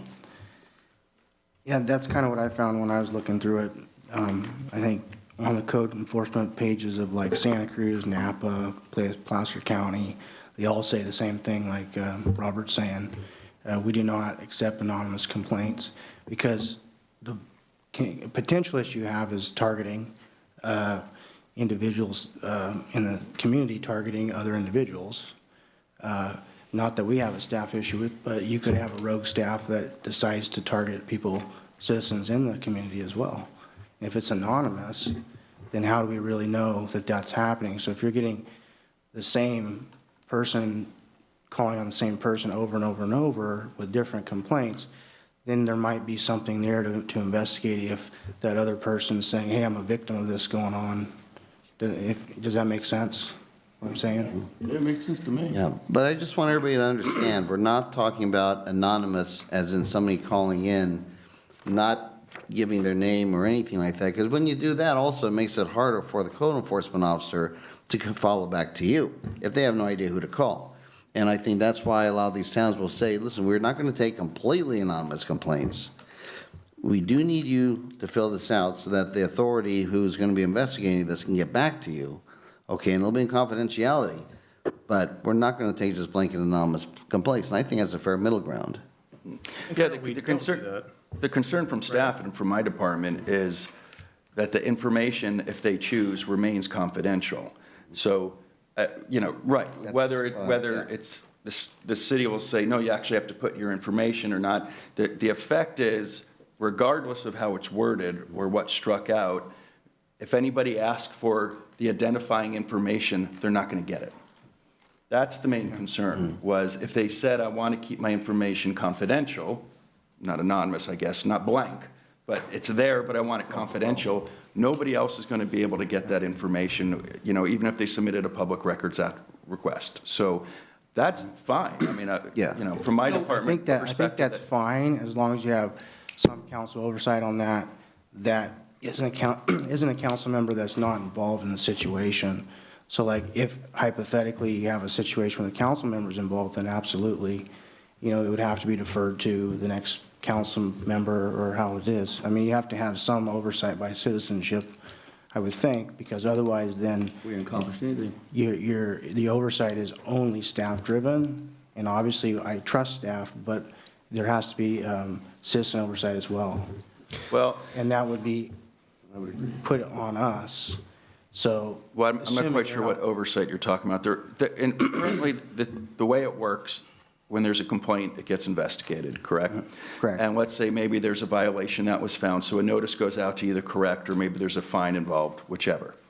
That person can then, if they don't agree with it, can appeal it. And those appeals will eventually come before the city council. So the city council at that point is sitting in a quasi-judicial role to hear the facts for the first time and determine if it was done right or not. There is oversight. The appeals process actually is the council, and you do get it if it comes before you for an appeal. So that's the protection there. If you're talking about some other type of oversight, then there's a conflict because you can't remain neutral if you heard it as an appeal, if you've already talked about it or discussed it or was involved with it. Is there a fee to appeal a code violation?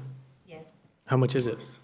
It's currently around $650. $650 to appeal. So here's the way I look at this. If you win, it's returned back to If it's, yeah, okay. So let me just clarify for people watching and for myself. Right now, if I drive down the street and I see somebody that I think is put their fence too close to the sidewalk, and I call the city and go, I think there's a code violation here. Here's the address. Does the city ask me for my name and phone number and information? We do, but if they opt to not give it to us, we don't. Not mandatory. You wouldn't share it. No, we wouldn't share it. Okay. Yeah. So, Robert, can you clarify what you were saying is if there's a code violation and somebody sees it, what are you saying that's different than what currently exists? Let me pass this right down the line. This is, again, a photocopy of our page on code enforcement on our city website, and you'll see what line I struck.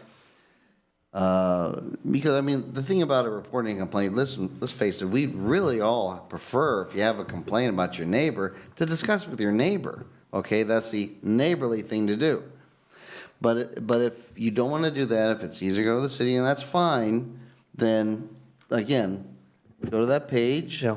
Realize you cannot be completely anonymous. You need to have a little skin in the game, if for nothing else, so that the code enforcement officer can call you back, okay? So you're saying this change to the code enforcement would add this line, we do not investigate anonymous complaints, but what would that entail? If they give their information here, it's not anonymous. That's a confidential reporting. That's confidential. It's confidential to the person who intakes that form, but when they go out to validate whether it's a code enforcement situation or not, whether there's a violation or not, the person's home or business that's being questioned doesn't have the right to know the confidential informant, shall we say, in the current way that's going. Your accuser. Yeah, I understand that. I think that the tricky thing for me is, I feel like, and I'm not sure if this is constitutional wording or not, but I feel like you have the right to face your accuser. That's right.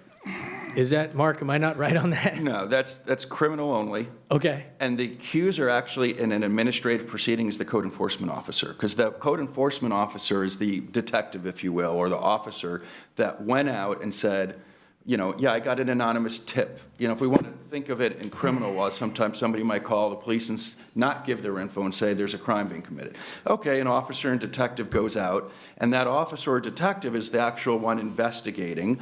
And then if there's an action, in our case it's an administrative action we're talking about, that officer is the person saying you've done something wrong. I went out there, I personally saw it, here's the notices that you didn't respond to or told me to pound sand, whatever it's going to be.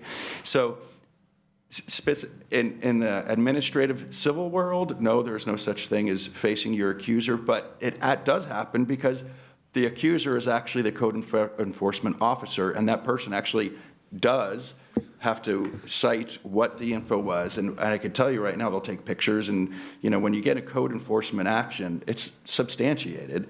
And then if you appeal it, that code enforcement officer has to go before the appeals board to testify. Well, okay, so bringing this back to a real life scenario. If I have a problem with my neighbor and I feel like they're violating a code or an ordinance, and I can go to the city and ask the city to investigate, I've never confronted my neighbor. We've taken that interaction out of the equation and directed it to the city to handle for us. I mean, I can appreciate that to some extent, but I feel like it takes away from the concept of self-governing, and if you have an issue with your neighbor, you should go and talk to them about it. Bingo. It shouldn't necessarily involve the government, because frankly, if you have a problem with something your neighbor's doing, your relationship is already strained. If their fence is too high or they've parked their RV too close, I understand it.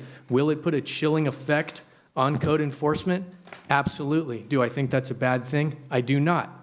I believe that if you want to resolve something, you can put it on paper. I have an issue with this person at this address for this reason, and that person should know who is bringing that complaint to them. I totally agree. I would disagree completely with that, 100%. I'm sorry, but if you have two neighbors that, and I'm going to make a hypothetical just like you, that currently do not like each other for whatever reason, they bicker back and forth over the fence, whatever, about whatever ails them on the other side of the fence, if you will.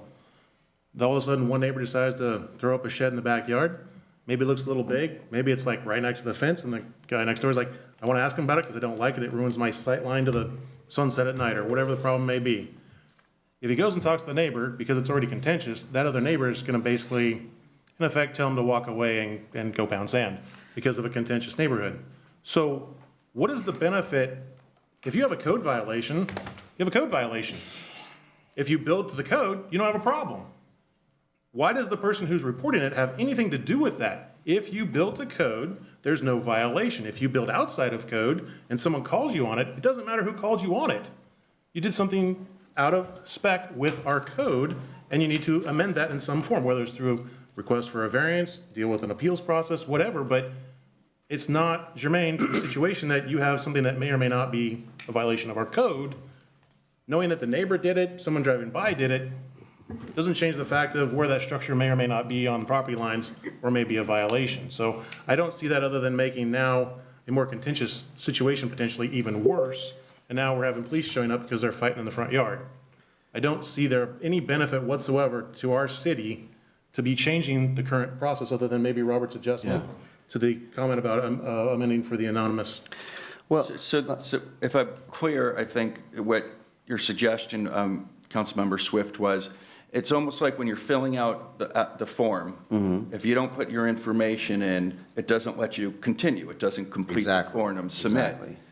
If you fill it out, though, and it gets submitted, your information's confidential. It's not going to be released when the code enforcement officer shows up and says, you know, I've got a complaint about your shed that I'm looking at. I could see just by looking at it, it's in violation. And the first thing the person says is, who reported me? Again, there's no public benefit in that. The code enforcement officer is now there, the one that's investigating and looking at it. I think the chief might have a thought on anonymity. I have one question about our online form. We talk about confidential. Is everyone confidential? Is there a box I can check and say, put my name on that? If someone wants the neighbor to know I did it, is that available to our current online form? No. So is it, every one of them is considered confidential? Everybody that submits is considered confidential, but yes, there's a difference between confidential and then people who just simply write in anonymous for their first name. Right, so if I put my information down and it's a confidential form, I get that. But I'm willing to put my name out there in public. Is there a box I can check that go, yes, I want my neighbor to know that I was the one that called and asked for the violation? It can be added. I think that should be added because some people may want to do that. Council, can I give just a little perspective? I'm sitting over here stewing because my department deals with this day in, day out. Let me tell you how this goes down from a cop's perspective when we get the anonymous complaint. Two things will happen. You generate that rogue person that goes outside of their neighborhood to look at the entire town and turn all that in because somebody turned them in. Okay? You mean anonymous, no name or anything? That's what I mean. Yeah, no name, no nothing, but they go all over town. Then when you figure it out who it is, they don't even live there. They're not even looking at it. So I don't know how it bothers them. The second thing is, you know your neighbors. You know who turned you in. They don't have to say anything. You guarantee it. It's the person peering out the window while the cops are standing there, or code enforcement officer. They're looking out the window. They come out. They have 3 sentences to add, usually with a whole bunch of string of explicitives, and then the whole thing changes from "I don't like your fence" to basically "I don't like your face." Now, anonymity, it gives people a false sense of security. You know who turned you in. That person doesn't even whatever, and they turn on each other like that. Third problem I have with it is some things city officials, cops, whoever cannot testify into court. If it does make it that far, even in a civil realm, I don't live at your house, so your neighbor's dog barking incessantly, if you refuse to sign, I can't testify on your behalf. You have to do it. As soon as that's mentioned, nobody wants to be bothered. They back off. I completely understand it, but from the police, our peace cannot be disturbed, okay? We're real limited on the stuff you can't do to us. But those 3 things are what you're gonna end up with, whether it's a code enforcement or a legit police call usually. Yeah, okay, I want to add something. All right, listen to every one of you guys, now it's my turn. All right, every one of you guys have a good argument, every one of you. And it could, it just depends truly how you believe. I tend to agree more to the idea, I don't like anonymous tipping because I think that, like Chief says, they're gonna know who you are anyway, number one. Number two, is there are certain individuals in our community are gonna go around town and they're gonna nitpick or pick everyone they think that they should be turned in, like a vigilante. I don't think that's good for a community personally. I understand and share some of the staff's concerns, I get it. And he presented some pretty good defenses for that. But again, I don't think he presented the other side of the coin. There's other communities that do not allow this. if you live in this town and you got a problem with somebody, chances are, like you said, they're gonna know. And as far as the retaliation, it's gonna happen, whether it's anonymous or not. Like you said, they're gonna know anyway, and sure enough. We just had an incident not too long ago. We had an individual selling his house in our town. He lived in a cul-de-sac, and he moved, or was trying to move. In the process of moving, he was cited for an illegal carport. And we told him, based on what we knew, staff, that it came from his community. Well, his community came back with a nice written out affidavit stating that none of them turned him in. Now, I don't know about the validity, but that's what happened. It just makes me uneasy that we turn on each other, hiding behind a curtain. We're better than that. I think if your neighbor has an issue, go to him like an individual and say, hey, really, come on, man, you're blocking my view of everything, you've done this, whatever. That's the way neighbors should be. Now, granted, we don't live in a perfect world. We're gonna have issues. But the bottom line is, I don't like the intervention where that secretness is there.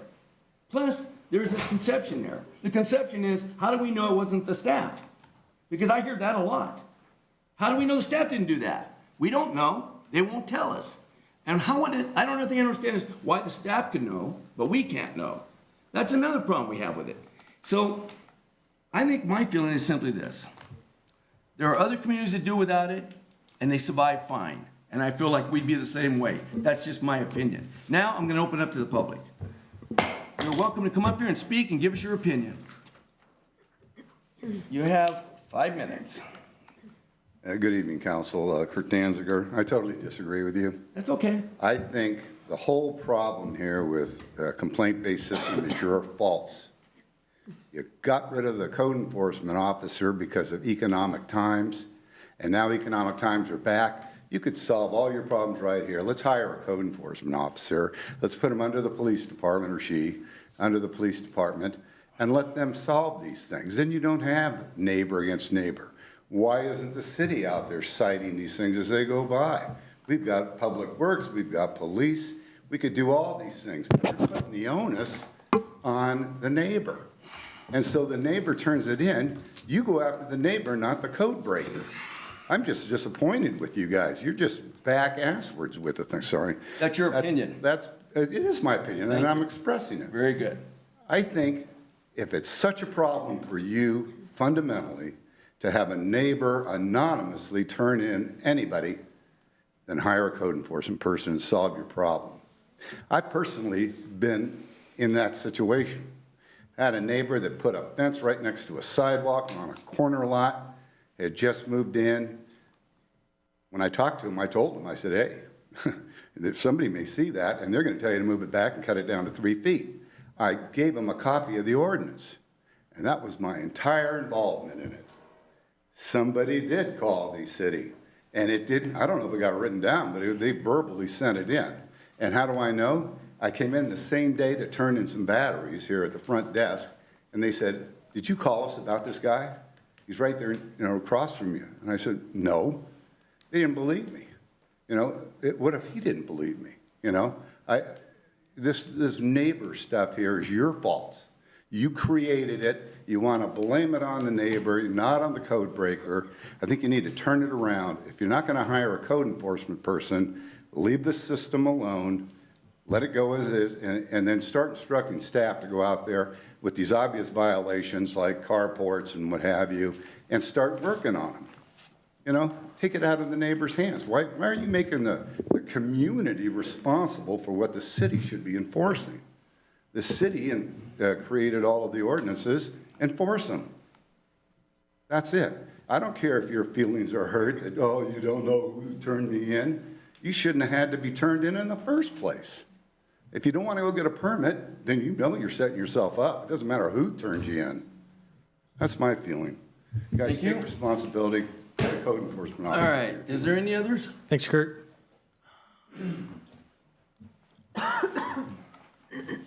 Sean Stroman, I'm going to pick on Councilman Crumick for a second because we have a difference of opinion on building codes. Respect them, but I understand building codes. It's my language. And if this change happens, I can see a scenario where I buy the lot next to Peter's house and Peter puts up a fence and says, I say, Peter puts up a 12-foot fence. Peter, you can't do that. City code says your fence has to be 6 feet. He says, well, tough, I don't really care. I want a 12-foot fence. And we can't resolve that as gentlemen out there. What do? Because code enforcement is not going to get involved. So while I understand what the proponents of this change or what the goal is, I understand it and treating each other with neighborly respect. But sometimes neighbors just don't care. And I think that not calling it anonymous, calling it confidential reporting actually starts that conversation. It leads to a conversation to allow people to have a conversation. It allows code enforcement to explain the codes to our individuals. And so I understand that there's kind of treating each other with neighborly respect, but some, quite honestly, they'll never respect. I mean, I can think of a situation last year that came before you guys and the Planning Commission regarding chicken coops. And that went around and around and around and around, and the neighbors were fighting. There would have never been resolution on that if the confidential reporting never got addressed. And so I agree with what Kurt Danziger said. Unless we have a full-time code enforcement person, you're going to have to hire a full-time police officer, because the police officer is going to be out there ultimately having to settle these neighborly disputes. And so those are just my thoughts. Thank you. Anyone else?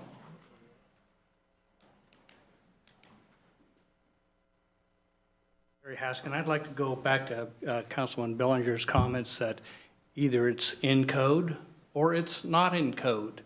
And by making someone come out and say, you're in violation, that's a city job.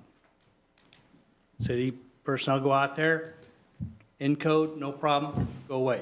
If it's out of code, no matter who turned it in, it's out of code. That's simple.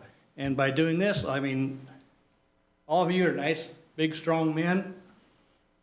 You can go to your neighbor. What about the senior citizens? I used to get a lot of complaints from them. They got a code violations, please do something about it. Well, you're supposed to turn it in. I'm afraid. So by doing that, you'd unleash the bullies of the neighborhood. And I've seen quite a few of them. So it's a matter of protecting everyone equally. It'd be nice if everybody could go up and talk to one another, but they can't. Personalities, now in this town and every town around the world, there's somebody's going to get in your face about it. They're going to come and attack you, even though the problem is you are out of code. I think they ought to be able to remain confidential. Thank you. Anyone else?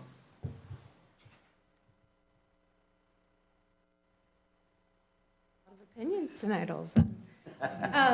So the municipal code is online. So before you do any improvements to your home, it is available to you. So if you decide to have a corner lot and you have a fence, you might want to check the municipal code first, make sure you're not in violation. As residents, that is our responsibility. That is not, now if my decision to not look at the code has imposed on my neighbor has every right to go ahead and turn me in. But my question would be now, so I put in, my name is John Smith. I'm not Jamie Pierce anymore. And I give you a false number and I give you a false email. Are you going to now have the staff vet these people to make sure they live in town, or that it's just one more added thing for everyone to do. And how many responses do you ever get that don't have a name? Are they always completely anonymous? From my experience, they were not. The people showed their face. They came to the office, they came to the counter, and they said who their names were. And they said, we need this for informational purposes. That's how it was always conveyed. And there were very few times did anyone ever leave the front desk going, nope, don't want anything to do with it. So I just don't see a point in changing it at this time. I think I agree with you, Mark, that it's just gonna create unnecessary insecurities about it in general. And if you violate, you violate. Very good. Anyone else? Hannibal. They aren't gonna know that name after here. I actually like what Councilman Swift says, sorry, Mayor Pro Tem. There should be privacy if the person so chooses, but total anonymous calls cause real issues. Now, back in the 90s, the government thought it was a real good issue to send social workers in with the police. We already tried that, didn't work out for the social workers very well. And you would be surprised how many times those calls were neighbors mad at somebody for whatever reason, just constantly calling the police. You know, dog bark, this, that. You come over and you find, they have a chihuahua, really? You know, or this is happening, this nuisance, and this and this and that, whatever. It happens all the time. You can't help it. There's people like that. They're just gonna be there, out there.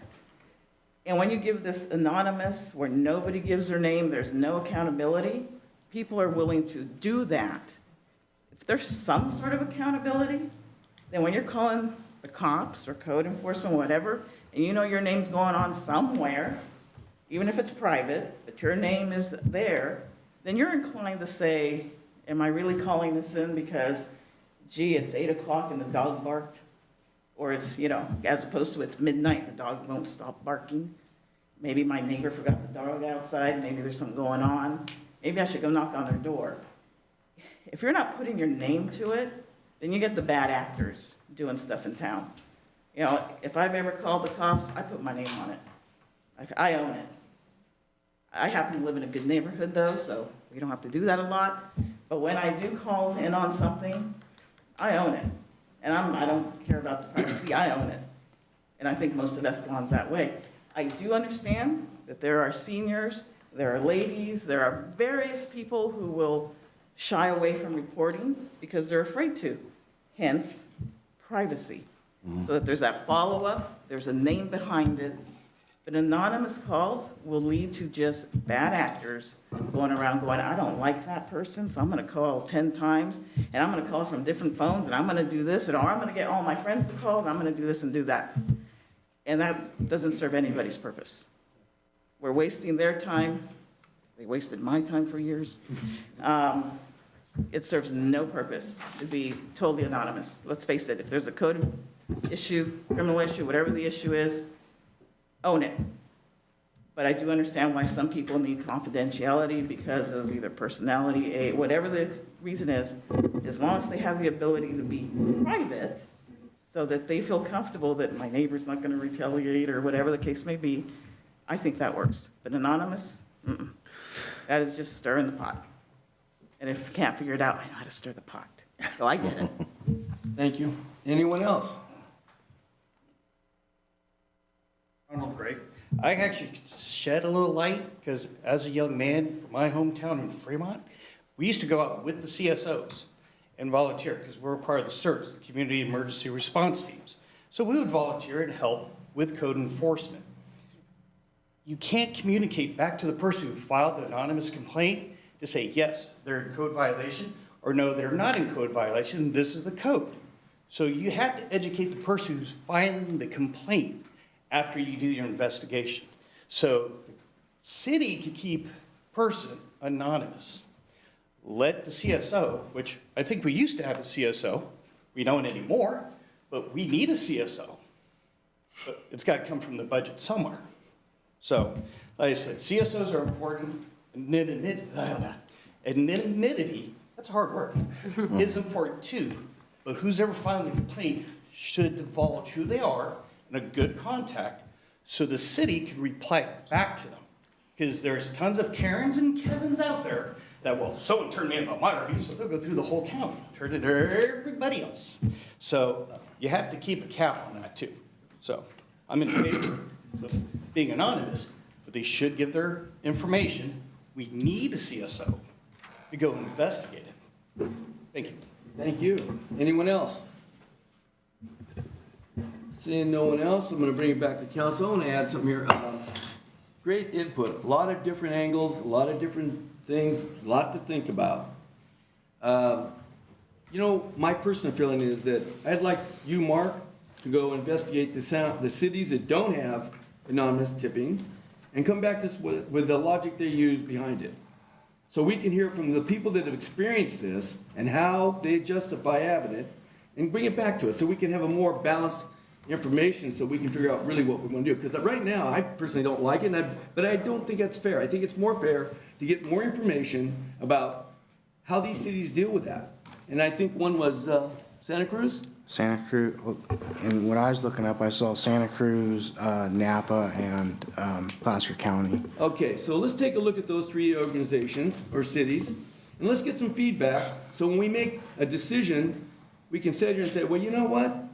As drastic as it may seem, it works for these cities, or say, wow, it didn't work. But we need that information. Like I told you earlier, I want balance. I need information from both sides in order to make a fair decision. And I think that's how we deal with it a lot better. So please, look into those three cities, bring us back a unbiased approach to that, and then let's weigh it again. So let's put it on to the next meeting. Mayor Alves, I got a couple things. Go ahead. So I don't know if this is one we need to kick to the next meeting. I appreciate the fact that you want to have more discussion. I have a couple questions for the people that have, asked, the audience. So first of all, when somebody reports a code violation, who's to say they know exactly what code is being violated? If it's the dog barking or the fence is, I think the fence is too close, or I think there are RVs parked here. First of all, the cops would have to go out, do an investigation, figure out if it was, bring it back. Okay, so first of all, whoever's reporting it doesn't necessarily know what code is being violated. The second thing is, having anonymous tipping or anonymous code violation reporting, it does nothing to encourage neighborly behavior, right? If there's one thing we can do to promote, talk to your neighbor, figure it out for yourselves. You don't need the government to come and solve this problem for you. Now, here's the other thing that a lot of people have missed. We're not talking about going away from enforcing code violations. We're talking about how you report them. If somebody indeed has a violation they believe and they report it, they are going to have to make themselves known as the reporter of that violation. I think that is completely reasonable. At that point... Known to who, the city or the... Known to the person they are, accusing of violating. And, I just want to be clear on what you're saying. That's what I'm saying. You should make yourself known to who you are turning in and telling on the city. At that point, the code violation would be investigated, and then we would go from there. We're not talking about enforcing these code violations. We're talking about the reporting of these violations. And also to that point, I in no way want to hire a code enforcement officer to roll around town figuring out who's doing this and who's doing that and who I need to turn in. I've heard that brought up by a number of people, and that goes against fundamentally, I am not in favor of big brother government rolling around looking out for this or that or the other, okay?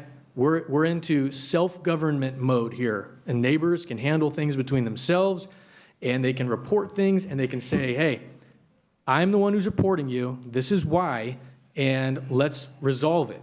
I think that's fair, and I think that we should move on this tonight. Yeah, I'd agree with that. I'd like to make a motion tonight that we move on staff's recommendation, that we don't make a change to our current process, other than the one minor change that Councilman Swift has put on there, and that would be it, and we maintain the current process. Let me ask you this. Again, either side here. Don't you think it's more prudent that we get more information, so when we make this decision, we can all live with it? Other than you getting what you want or he gets what he wants? Wouldn't it be better if we just... It's not about what I want. It's about what I truly believe is in the best interest of this city. Well, and I don't believe that causing neighborly disputes to get more heated than they need to be in this situation. If you push the vote, I think it could backfire. That's all I'm trying to I made a motion. You can make a decision one way or another on it. That's my feeling. Oh, God. It's up to the mayor if he wants to reopen public comment. Let him go. That's what I love about Escalon. We're not conventional. We're unconventional. I know, 16 of our fish, 9 o'clock, I want to go home. Don't we all? Don't we all? I like Dave's idea and I like Al's idea. The object is this. You got a neighbor, reason you called City Hall because you can't get along with the neighbor. You wouldn't call City Hall. Hey, buddy, do this. Yeah, I'll do it. Okay, Barney. You wouldn't call. Okay. You call City Hall, and it is a real code violation. And he gets mad, this and that. Once you got that guy's name who called, and I don't care where it's at, content or not, if he gets that name, and he shoots him, are you guys gonna be responsible for it? Can they sue you guys for giving that guy's name? No. Oh, I should talk to you. Well, you have to Say, prove. your neighbor didn't break the code. Angelo, You know- this is why I want some more investigating going on. I'm gonna leave, you don't want, I understand. No, you If can have all the guys time you want. Want somebody's name anywhere, I don't care if it's involved, confidential, you know it's gonna get out. That guy gets shot, somebody's gonna say, well, he called the city hall, and they're gonna investigate. You're a lawyer, you have to give him the name and anything, or how would that work? And, I again, mean, we you can, know, Ange, I mean, we can go down this road all night. I know you. What I'm I trying to know. do here, I appreciate your input, believe me, but I'm trying to get across is this. We don't have all the answers, okay? We don't have- Because we don't have all the information to begin with. I know. If we had more information, I think we'd have a better opportunity to make a better decision. But push come to The shove, city employees, please, everybody's driving around, I know they're not looking for codes, but whatever. what do you guys wanna do? So maybe it would help for clarification, a consensus of the difference between privacy, confidentiality, and anonymity. Good night, guys. Good night. Thank you. Night, Angelo. How about this? Because it sounds like that everyone has that's what I want to clarify, is it sounds like there's a consensus on the privacy, that the city council is not trying to say we're going to give the information out and not have things confidential. That, again, is my main concern. Correct. It's, as long as the city council is not discussing, because then I want to add some more comments, which you don't want to hear. But as long as city council is not discussing trying to get rid of the confidentiality, privacy, I'll leave it back to you guys. Yeah, and I was going to say, Mayor Alves, regarding to what you had directed the city attorney for, I think Andy, I think we had Santa Cruz, and also, well, the cities you listed, took a look into them, El Dorado County, San Diego County, Would you make that a motion? City of San Diego. Hold tight just a second, Mayor, please. And all of those, they do not investigate anonymous complaints. However, they all say, we keep this information confidential. And I'm wondering if, and you're the attorney and I'm not, but I'm wondering if they go back to, this is the government code, California Government Code, Section 6254. I'm not going to bore everybody to death with this, but there is a section in there that swerves in this direction that says it has to be confidential. Right, that's the Public Records Act, and it Yeah. says it's exempt. So that's what I was saying at the beginning of my staff report. So- If somebody asks for that information as a Public Records Act request, it's Right. You should not be giving it out. So I'm saying we move the needle a little more so that we just say on our website, we do not investigate those complaints. We move it a little more in that direction, because that's still clear water. I think you're right. If we start going further, it gets murky. And that's why I'll second that motion. Okay, so we have a motion? What's the? The motion's on the table to accept To not staff change anything. recommendation I'm not gonna go back. with the amendment that Councilman Swift mentioned at the beginning about the note about investigating anonymous complaints. We do not invest, That on we the do city not do website. that. And that would be the only change that I would entertain with my motion. We have a motion and a second. All those in favor? Aye. Aye. All those opposed? Opposed? Yay. It's killed 3-2. Now, let's go back to what I told you earlier. Can you please do your investigation of those different communities and their processes, come back to us, give us that side of the story, so we can have a better idea of what we want to do? Yep. Thank you very much. That's, all right, let's move on to the next one. All right. All right. All right, we're on number 11. Let me do it here. Okay, 11, review request for proposal qualifications for senior housing project staff. That's the way to do it, I think. Is that where we're on? I think we're on 11. I think we're on. We're on number 11. 11. Oh. It's the housing review, just, That's the municipal code. yeah. 1751. Is this, do we? Number oh, it's too 11 is the late. procedures. Got it. Thank you, Mayor. Thank you. So this item was put on the agenda with the consensus of the council, and this is to review and discuss amendments to Escalon Municipal Code, Chapter 17.51, which is the procedures for projects. The background is described in Chapter 17.51010, which is titled General Submittal Requirements. All applications shall comply with all applicable procedures of this section when applying to the Planning Department for approval of a development application, including site and architecture approval, conditional use permit, variances, tentative subdivision map, time extension to a previous approval, zoning ordinance amendments, general plan amendment, annexation, and to appeal an action of the deciding body or other entitlements. During the recent processing of a site and architecture project application for the proposed Irwin Village project, it was determined that section 17.51050, notice of hearing, should be amended to expand the notice for project applications. It currently reads as follows. Unless state law requires otherwise, notice of the time and place of a public hearing by the Planning Commission or by the City Council shall be given at least 10 calendar days before the hearing and in the following manner.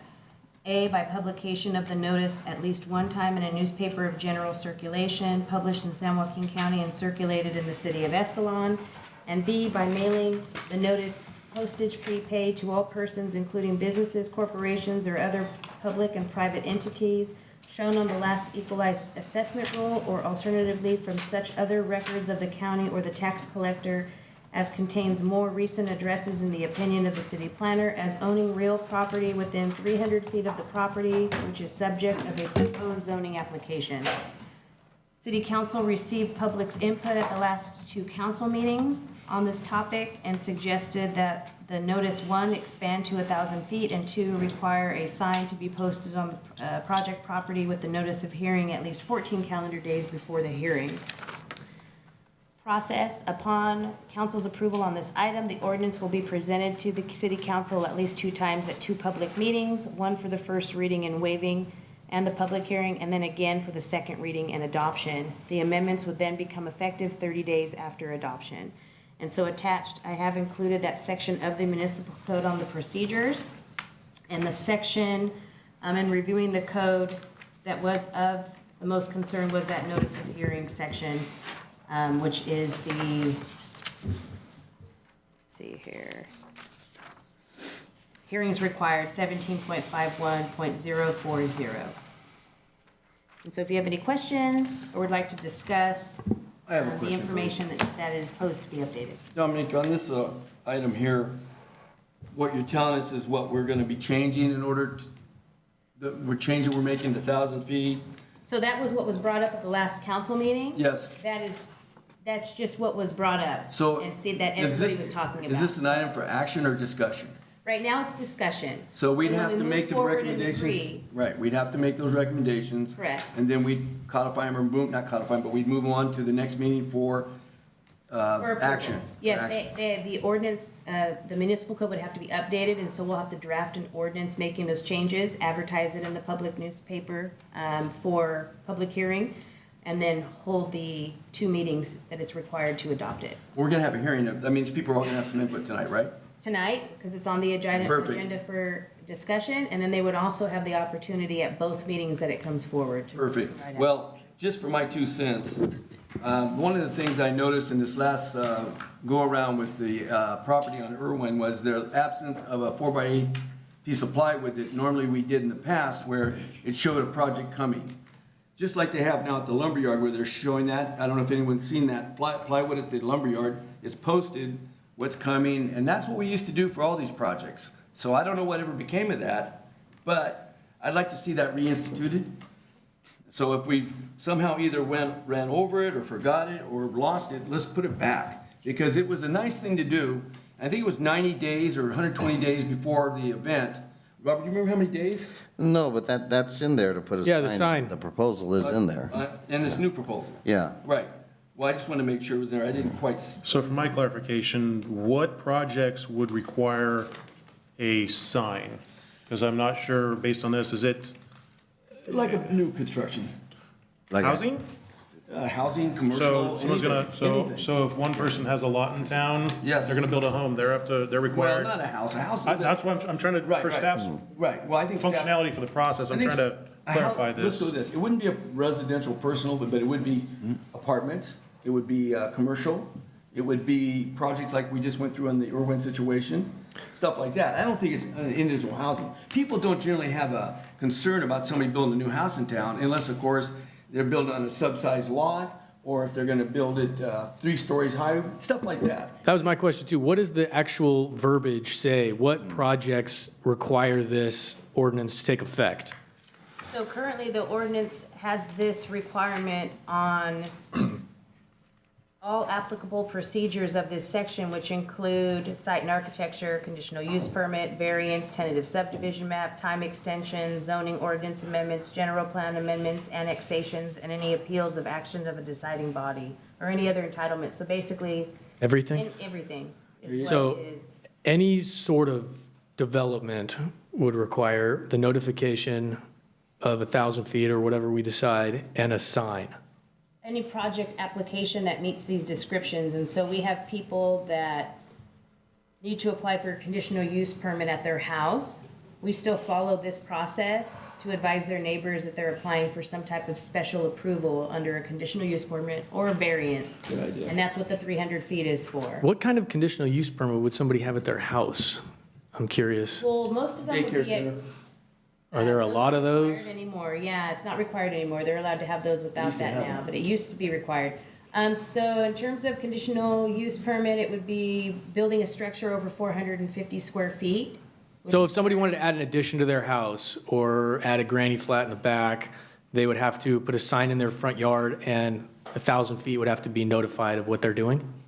If this language is not addressed Okay, differently, right. then yes. So that answers my question. My discussion on this, the concept of what's happened here with Irwin Village and not enough people being notified, we all know about that. We're well aware of it, and that's what we're trying to address. The problem is, how much scope is this ordinance change going to affect people that want to build an addition on their house? I don't think anybody would say you need to put a sign in your yard and let 1,000 people know. So I think we need to change this language to reflect the type of project that we were talking about as far as, Section 8, senior housing, affordable housing, maybe, so we need to change this language a little bit more specifically to address this before we move forward. Yeah, because I thought we were talking about like a planned development or something like that versus, because the ideas that I'm proposing really have to do with, again, a larger planned development that have to do with, that will influence, I was going to shoot, I think Cody here was talking about 2,500 feet, and I was talking about 60 days out, and we advertised twice in the newspaper and Facebook. But again, that's the assumption that we're talking about a planned development or a bigger development versus somebody who wants to put on a back porch. Somebody decides to put a second story on their house. Yeah. And now they have to put a 4x8 in their front yard. I think mainly what we're talking about is some sort of planned development, right? That sounds like it, yeah. And a planned development would be a residential sort of Well, if you're thing. gonna build multiple housing should require it. Any commercial, any industrial, all that Yeah. stuff should be posted. Okay. So I would maybe say, call it new development, and then specify types of new development, like. Commercial, industrial? Commercial buildings.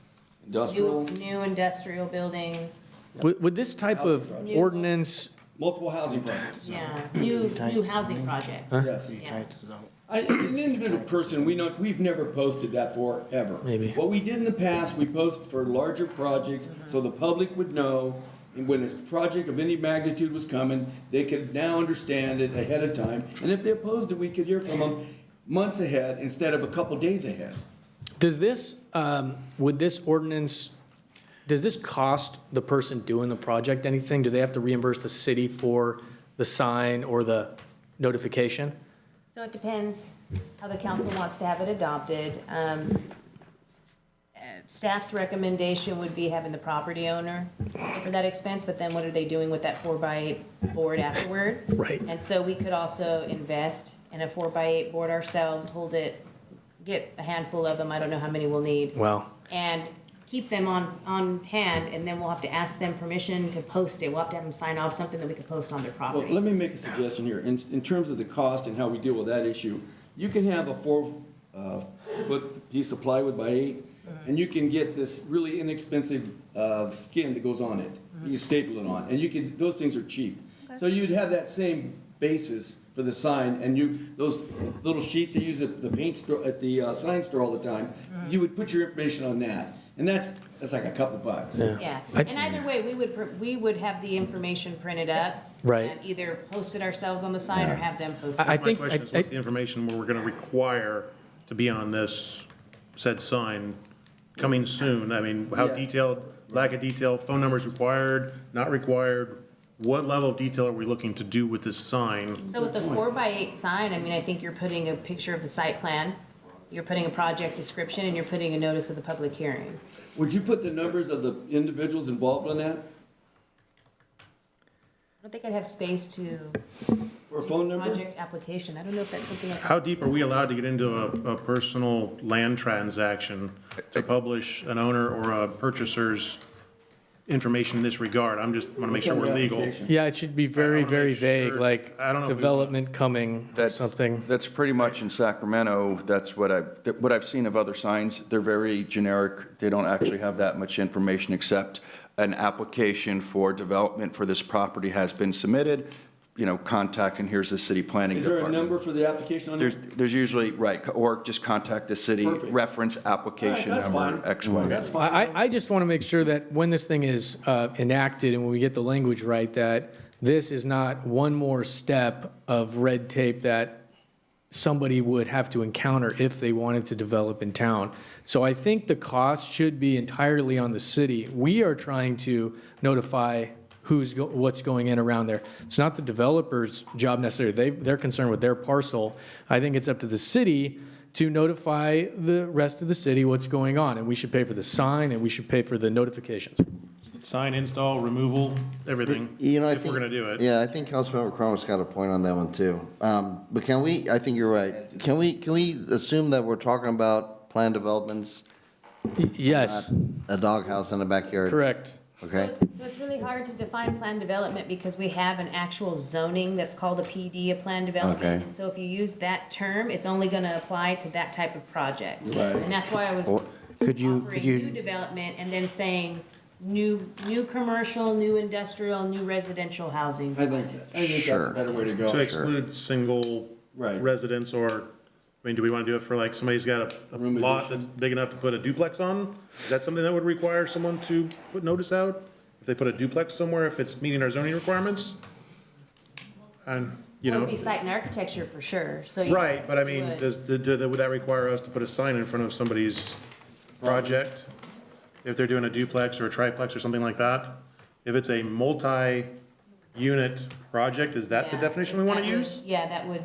fall under this. Then we can get to that point, Further so. clarify it. could you put something to Mark the and I effect can of try to like, work some options out. Yeah. like commercial business and any R2 and above, or something like that? I Something think we have enough guidance that I'll work with Dominique on getting the wording Yeah. closer to what city You just council want to wants. cover yourself, It, yeah. For the record on this, if you step back and look at it objectively, we're asking somebody doing something on their own property to let people that don't own their property know what they're doing. I kind of have an issue with that. The reason I am, moving forward with this and expanding the notification is because there was such a tremendous push. And what this Irwin Village stuff brought out is more people wanted to know about that. And so that's really what's motivating me here. I just want to make sure this is not another step that somebody would have to overcome in order to do what they want with their private property.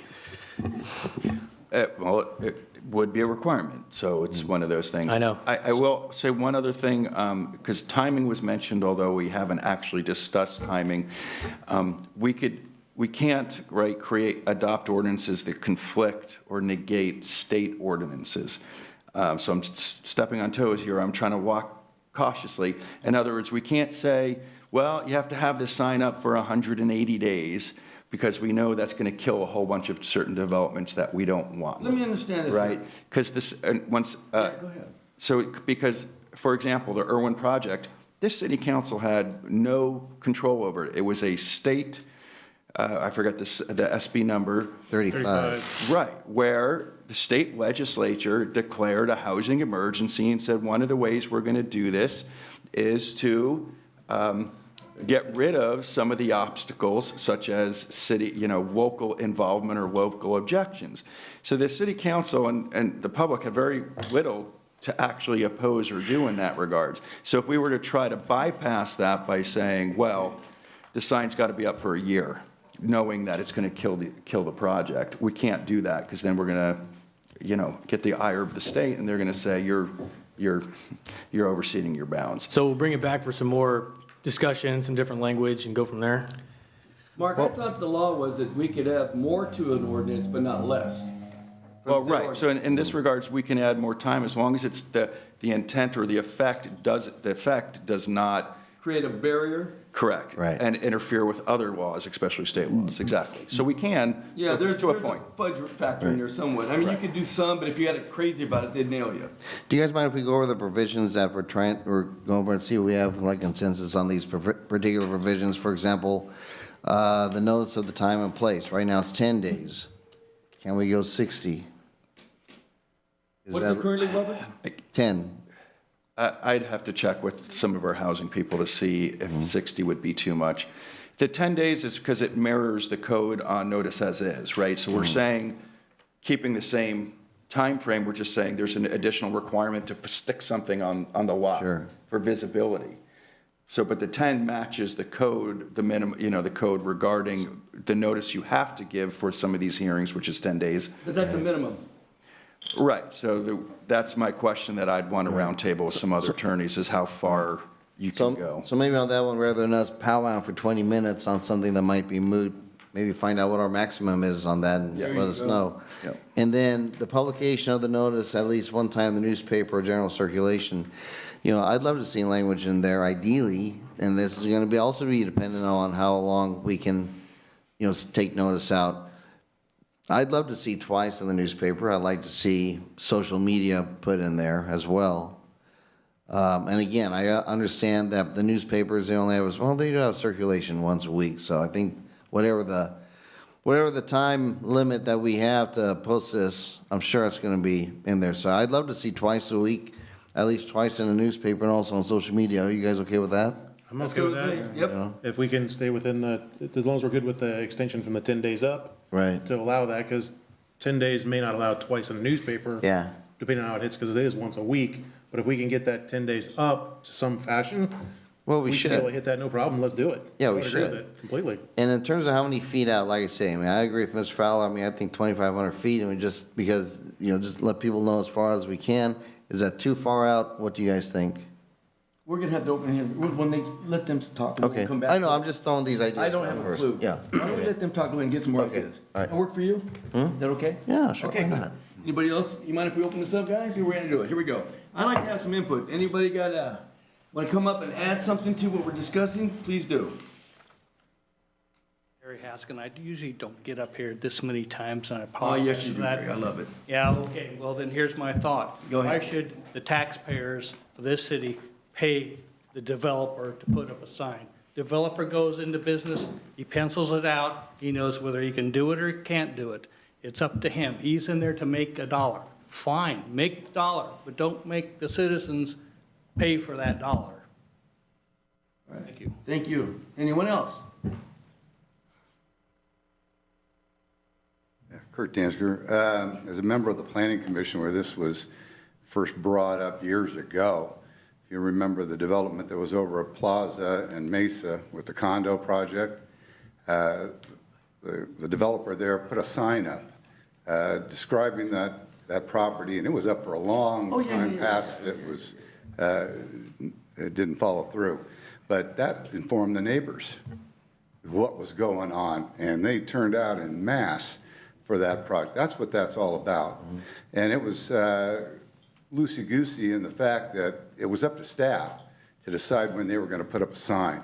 And I know several times I asked, why didn't we put up a sign on this particular project versus the other? And then, boom, a sign went up. So it wasn't anything for somebody's house, dog house, or things of that nature. They were larger projects. You had it for Lear property. There was a sign out there, let everybody know what was going on when it was going. So, yeah, you don't want to confine it too much there, but I think you maybe send some direction to the Planning Commission to take a look at each individual project and see if that's something that should be on a checklist for them to review, if it's appropriate for that project. You know, you want to put it into law or what have you, you know, go do what you want, but maybe that's how you want to take a look at it. Thank you. The one thing you remember, whether you charge the developer or if the city does it, the guy's gonna pay for it. They're gonna have costs they have to cover, and if they're gonna do it, they're gonna cover it. That's just the way this works. Now, I understand the fact that it might seem as another hurdle, but for the benefit of it, I think it's better than not having it. I just think it's so important that we keep people as aware of what goes on in this community as we can, because we do have a community that really likes to know what's going on, so let's do that. It's good transparency. Okay, anyone else out there like to come up and talk a little bit? Go ahead. You know, I retired from social services. Property management was one of my job. I've worked with developers like Ramus and a couple of others. The sign is necessary for transparency. Like you said, developer's going to absorb that cost. It's negligible, ultimately, if they go through with the process. That is really for our benefit, for the transparency, to make sure that we know what's coming into our community, we have a voice in it, hopefully, et cetera. That is really a very small cost to make sure that we don't have this fiasco again, that we don't get the town all upset again for all what may or may not have been an innocent situation or whatever. That's all it comes down to. It's transparency. Simple billboard gives you that transparency. Developers absorb it. It's not a big deal. Who pays for it first? They'll pay for it in the end. And if it scares off a developer, there was something going on in the weeds. Thank you.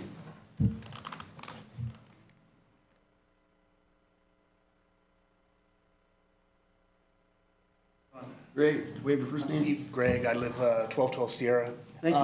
I would encourage you guys to make sure that you get the verbiage on whether it's a single, you know, a private residence versus a big development, multi-housing, something like that, or commercial.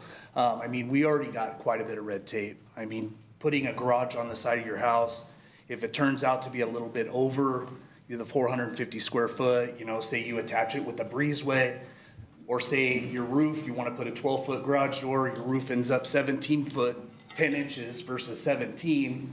So you got the variant, $750 for the square footage. You got the other variant for the height of the building. So, I mean, there's a lot of red tape to begin with. So I would encourage you guys to just be sure that it affects, you know, commercial or multi-housing. Larger versus project. Right. large developments versus just the independent guy. trying to Residential. Develop his own property. Yeah. Thank you. Thank you. Yep. Appreciate it. Take care. Thank you. Anyone else?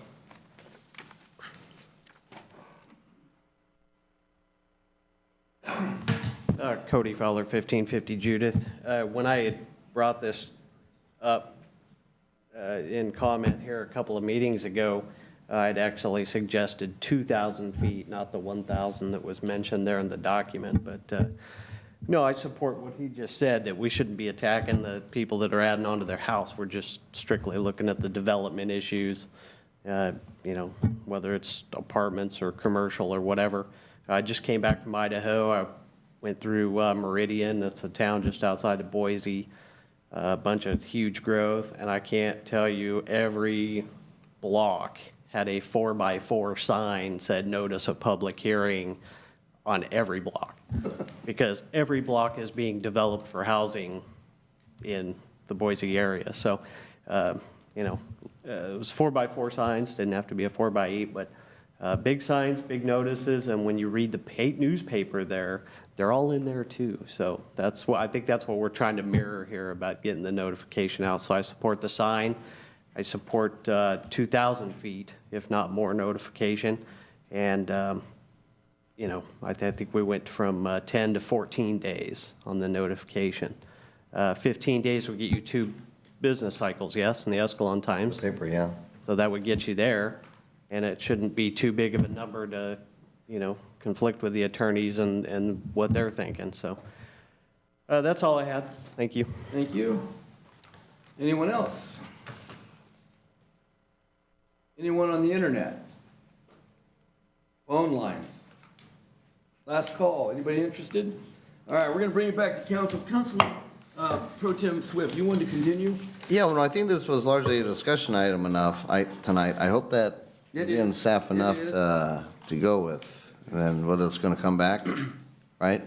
It will. Yes. Yeah. They'll come Yeah. back with recommendations. Yeah, the 25, just for perspective, I did a quick look on the idea of 2,500 foot. So roughly where the Irwin, California project would be, that would get us just on the other side of 120 and pretty much everything over by El Portal, I would assume, minus a few houses. That would cover, if you have a 2,500 foot rule, you're gonna cover half the community in one form or another for this town, pretty much. Right. I mean, it may not be perfectly a half of the town, but Yeah. that being said, that covers a pretty big sphere of influence. I'm not saying it's bad or good, I'm just saying that's the sphere, that would cover that whole half of the side of town on that side of the tracks, if you will. If a project's on the other side by Right. Campbell, it'd bring it back at a half mile almost to the highway Well, as well to include everybody in sure. that general area. Okay. So I don't necessarily have a problem with that myself. No, actually, the way you just described it, I'm almost thinking about the sphere of influence in terms of the traffic in that area, and really just about everybody in that area that you described would be directly impacted one way or another if they're heading in or out of Irwin. Right, So, yeah. right, that's what Okay. I'm saying. All So right, that good. would include everybody in that general area. Right. And that notice, and obviously, that covers half the town, and the other half would know shortly thereafter that notice hits. Yeah. So then the whole community would be involved without necessarily notifying everybody in town. And actually, I should have clarified, it's gonna, after this discussion, which was great, which is what we wanted, we're gonna send it to the planning commission so they can have. Recommendations? For recommendations, and then it'll come back, yeah. Very good. Yeah. Any more discussion, gentlemen? No, other than I like that checklist concept that Kurt was talking about too in the planning commission. It's just a double and triple check, make sure everybody's on the same page and getting this out quick as possible. All right. Anybody else? All right, if we have no more, we're gonna move on to item, let's see, what did we just do here? We did that one, did this one? Well, 12, I think. It's Qualification, we did that one, 13. Okay, 13, report. What happened to 12? Number 12, I got ahead again, okay. Review request for proposal qualifications for senior housing project. All right, staff. Thank you, Mayor. This item was placed on the agenda at the request of Councilmember Cummings, supported by Mayor Pro Tem Swift. Senior housing has been identified as a priority of the City Council. The City Council has discussed this need for some time and have been interested in finding a developer to bring a senior housing project that fits the needs of the city. The council conducted workshops last spring and compiled a list of requirements, amenities, and project needs for the development. City staff was then directed to draft a request for proposals or qualifications, which was approved by City Council in June of 2021. The RFP was released, but no developers submitted proposals. Upon following up with the multiple developers who were in preliminary discussions with staff, it was understood that there were various reasons developers did not submit proposals. The reason most commonly given was that the scope of the city's housing project as identified in the RFP could not pencil out financially. To overcome this obstacle, the developers would need both land and money to move the project forward. Since this time, the staff has been in discussions with the Regional Housing Foundation, otherwise known as RHF, on moving a senior housing project forward. However, a funding gap of approximately $1.7 million was identified, even if the city provided land. RHF is the current owner and manager of Escalon Heritage House, a subsidized housing community for seniors over the age of 62, which was established in 1986. The tools RHF uses to finance and deliver affordable senior housing projects include the HUD 202 program, low-income housing tax credit programs, and housing authority vouchers. These programs offer the majority of the capital for the monetary sources necessary to deliver affordable senior housing. All of these sources combined are typically what are used to fill the gap that is created by the difference between the cost of construction and the stream of restricted, which is lower than market, rents realized after building completion. Without the gap financing, these projects are very difficult to move forward. RHF remains interested in pursuing a project with the city, developing and constructing a second senior housing project in the city, but have also indicated that 40 to 50 housing authority vouchers are needed to help the project come to fruition. They are open to assisting the city reach their priorities by developing a mixed senior housing project that would offer affordable, above affordable, which we have been referring to as attainable, and market rate units, but would still need the government programs to assist in financing the project. RHF has stressed that they do not sell or otherwise relinquish interest in their affordable projects to others and continue to own all projects that they have developed. Other developers may also be interested in assisting the city with a senior housing project if the scope of the RFP was revised to provide flexibility in the capital and financing requirements. So currently, staff has summarized the possible revisions to a senior housing RFP that the city released last year. Revisions to be considered include the following: identifying a maximum, God bless you, a maximum acreage offering, it's automatic, offering towards the project. Sorry. Identifying a maximum amount of fee credits the council would be willing to apply towards the project. And require selected developers to present project with renderings to the city's seniors and general public to ensure compatibility with specific housing needs for seniors. Financial considerations. The city has parkland located north of Hogan Ennis Park and at St. John and Catherine. The used, sold for a senior project, if used and or sold for a senior project, the park's impact fund would need to be repaid based on the market value sales price of the land. This could be done through an interfund loan from the Low Income Housing Impact Fund.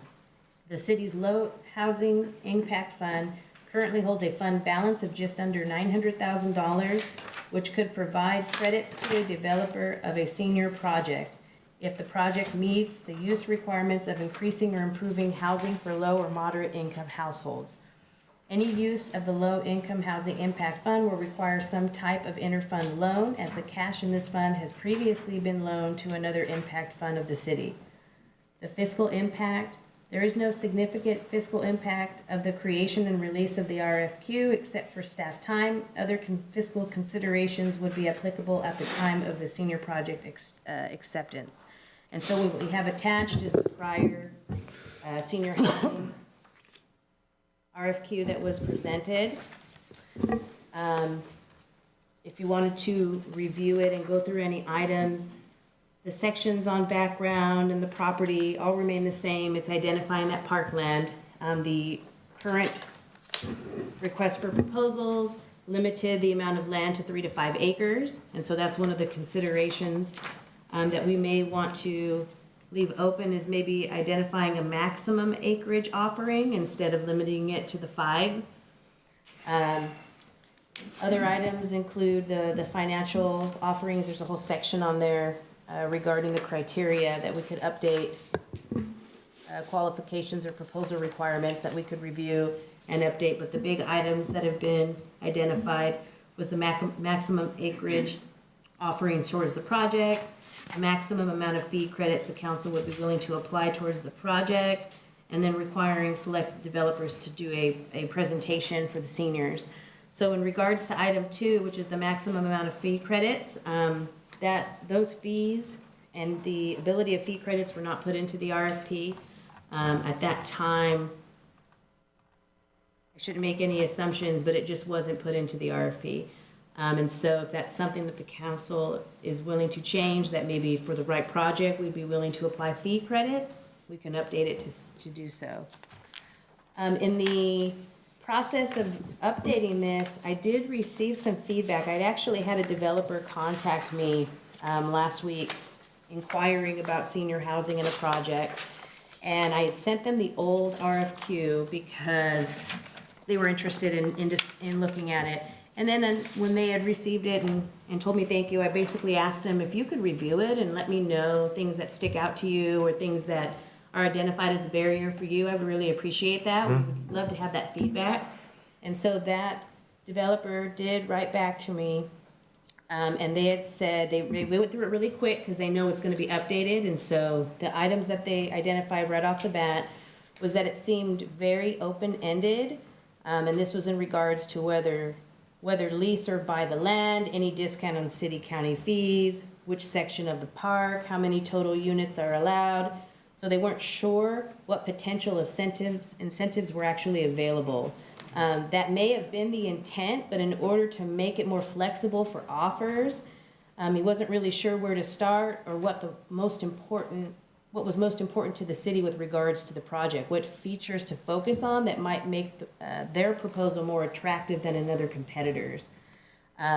They were also unsure which part of the land was up for grabs or if they got to choose the location. And the master plan for the park on the last page made it confusing because there was no housing on the plan. So they were unsure if it would be allowed for a part of a project to be non-age restricted. Also, they did think that the age restriction of 67 plus was a little too restrictive.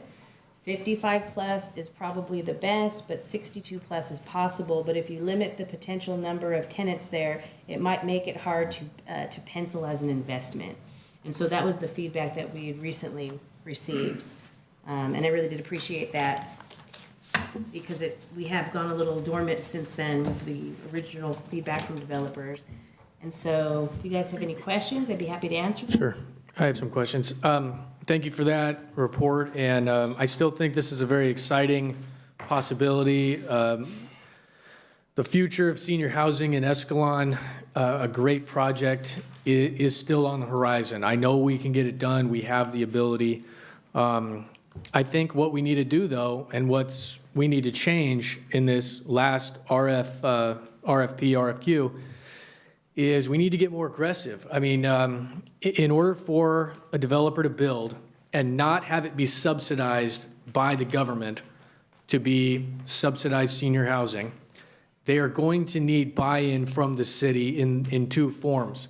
They're going to need buy-in in terms of land, and they're going to need buy-in in terms of money. They need those two things. And you can't look at it in the term like, well, the city's just giving everything away. No, they're not. We're getting something. It's essentially an exchange. We want senior housing. Somebody can build that for us, but we have to meet them halfway. So the way I look at this and the way moving forward, and I was one that requested this be on here, is we need to get aggressive about how much parkland at Hogan we are going to earmark and put a maximum acreage on it for a developer, and we need to, tonight, figure out what we're going to do in terms of putting money into the project, in terms of credits or fee reductions. So the way I look at this is we have the 900,000. Can you explain what that is again, the 900,000? Good evening, Claire Tyson.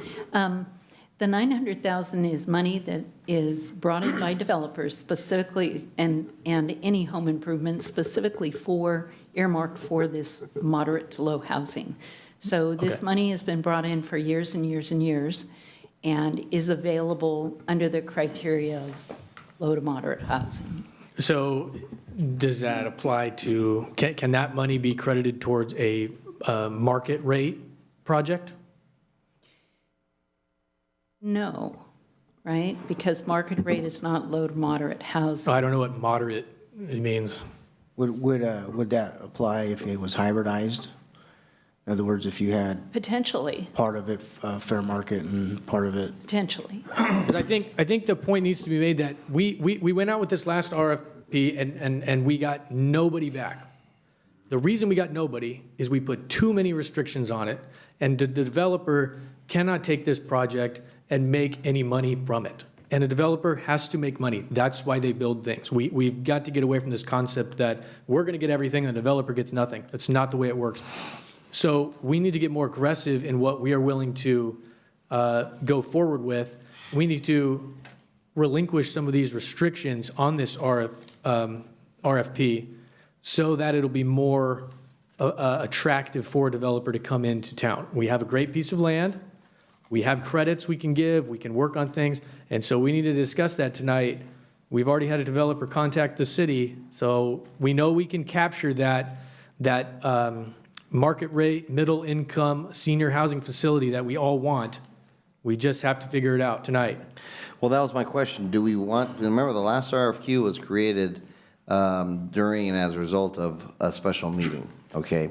And you listed a lot, and I agree with Councilmember Crum. I think that there are probably sections where we were too vague, and then maybe others where we were too specific, asking for too much, okay? So do we want to, my question to the council is, do we want to do all this tonight at 10 to 10, or do we want to maybe do it at a more thoughtful time when it's not 10 to 10 at night? I agree I'm with just you. throwing it out to you guys, just as a thought. Well, I don't want to wait a long time, but, you know. I want to do it 10 o'clock at night, I'm with you. Because you've listed, Dominique, several items that I think need to be addressed and thought about very thoughtfully, okay? You know, and I don't want to kind of just slap some together. So are we thinking a special meeting / workshop, or are we thinking the next meeting? That's not a bad idea, the workshop. That's not a bad idea. I think This is important stuff, and I think we ought to focus on it, independent of everything else, so we can come up with something that makes sense. if we need more time, a special meeting takes marketing and advertising, and we got to come here, and you guys got to come here. I think if for the sake of time tonight, I would like to discuss it tonight, but I know it's getting late. I think that we should, instead of having a special meeting, put this on the next council meeting to discuss, put it on the agenda. Well, it all depends on how long that agenda is. Yeah. Well, we don't might know be yet, 10 so to we 10 might as next well time, put this too. one on. Well, We listen, can put this one first. Yes, you can put this one first. It's being continued, and I'll stick it first on the. Yeah. we have a motion. No, we don't need a motion, we need consensus to put on the next Is calendar. that what you guys want? Yeah, I agree with that. Oh, we Yeah. probably should let the public. We're not yeah. done yet. Okay. All right, I think there's some members here that wanted to Yeah, I talk get it. about I this. get it. And specifically, if I remember correctly, last time they said, please include us in the discussions. Understood? Yeah. Okay. I'm bad. Now, we're going to open it up for you guys to have some input on this. Come on down. If we're continuing it. This is just real quick. I don't want to extend your meeting either. That 900,000 is called in lieu. Yes, it is. In lieu. All that money was put in by developers when they built Bellaterra, when they built West Coast or West Country. They got 600 grand from Bellaterra. That was supposed to go to low-income housing. Every 10th housing was supposed to be low to moderate income housing. That's what that money's for. The city took it for money in the general fund. There's an inter-fund loan down for $800,000 that the city used to finance this building and the community center that's owed back to that fund. That comes directly out of the general fund. So just to be clear, that's where that 900,000 is. Well, I think this building the fund was transportation. This building here, the money came from transportation for this one. Well, no, there was transportation was another one, and so was public works. Together it was 1.55 million, and 800,000 of it was the in lieu funds, which is still owed back plus interest. Still in lieu. All those loans are. So just so you know, you're dealing with the general fund. All right. Claire, would you like to add something? I just wanted to make clarification. Yes, there was an interfund loan from this to move cash around. It was all done within the development impact funds, so it's not coming from general fund. But it is coming from developer money that was, as the developers pay in, they also pay for the administration, which includes City Hall. Correct. So that needs to be There are repaid. fees that have come in that are for the administrative costs. Yes, I and understand interest that. is charged on that. Now, of the 900,000 supposedly we do have, is that the net we have left over, all the money and minus the administrative costs, or is that not included yet of the 900? The 900,000 is only the in lieu low to mod, and it does not include the loan that's been taken out. So the 900,000 is the money collected for that topic. I understand that. My point was this. You mentioned that there was administrative costs that come from the developers in the lieu fees. No, I'm sorry, let me be clear. There's administrative money that comes from the developer to pay for the city hall. But not the lieu fees, they're different. And as the city, right, and as Very the good. city hall money collects, it repays back those other Understood. loans. Thank you very much for that clarification. Okay, where did we leave off here? Public comment. All right, here we go. Let's go with Ann.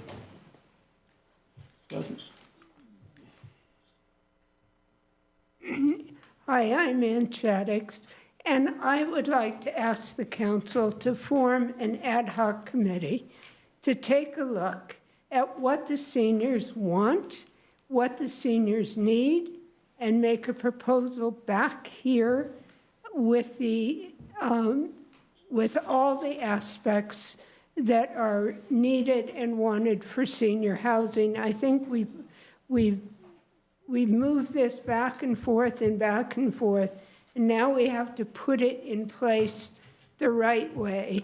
And I would suggest an ad hoc committee, and I know that, you know, from my own experience, you don't want it to be too large because you'll never get anything done.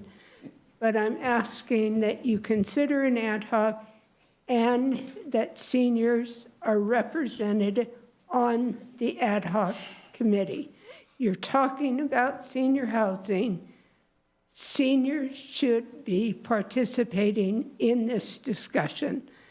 My second point is I, of course, would volunteer to participate, as well as I have one other person who we spent so much time interviewing and visiting facilities and talking to people, residents, and we have a wealth of information. And I would ask again, please consider an ad hoc committee and make sure that seniors are represented. Thank you, Ann, for your input. Is there anyone else like to come up this evening and speak? Good evening, council. Candidly, I think it's super important to get those guidelines down, but I don't think you can do this in a vacuum. I would like to suggest that a workshop be held with legal and city consider a public-private partnership agreement or some other public-private agreement. Your city attorney has a lot of people in his firm with this type of experience, and work collaboratively with the developers. Once you figure out those those maximum amounts, there's no reason why you can't work with developers, because the last thing you want to do is put together some sort of criteria and then the developer to come back and say, sorry, that doesn't work. There's nothing against talking and having those discussions with developers now. So if you do your homework now, I mean, honestly, City Council has been talking about this item for the last 18 years without any action. Now is the time to get serious. I was here a couple weeks ago talking about a different item. I mentioned thinking outside the box. Now's the time to think outside the box. And I think as a community, we can do it. But it's gonna take developers as one cog of the wheel. It's gonna take Ann's idea of an ad hoc committee with seniors actively involved as the other cog, and it's gonna take the city as the third cog, because ultimately all three of those cogs will drive the machine for senior housing here in Escalon. I mean, we have to think outside the box, because when you issue an RFP or an RFQ and you get no responses, there's something wrong.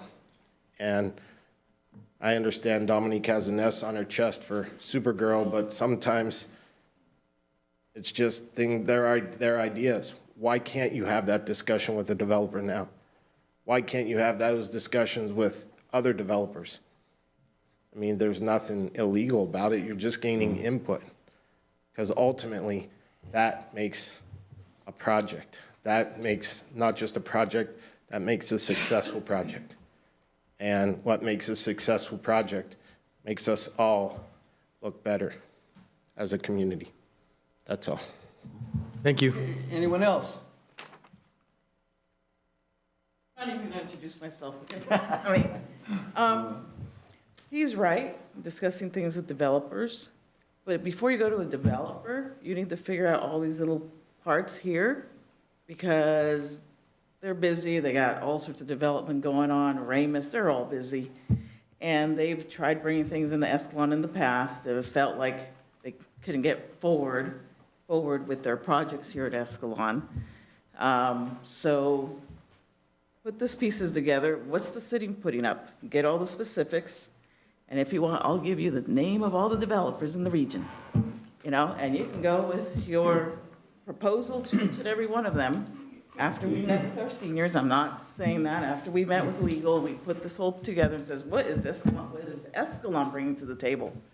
And you go meet with some of those developers and see who wants to bite. You know, there's enough of them out there, someone's gonna bite.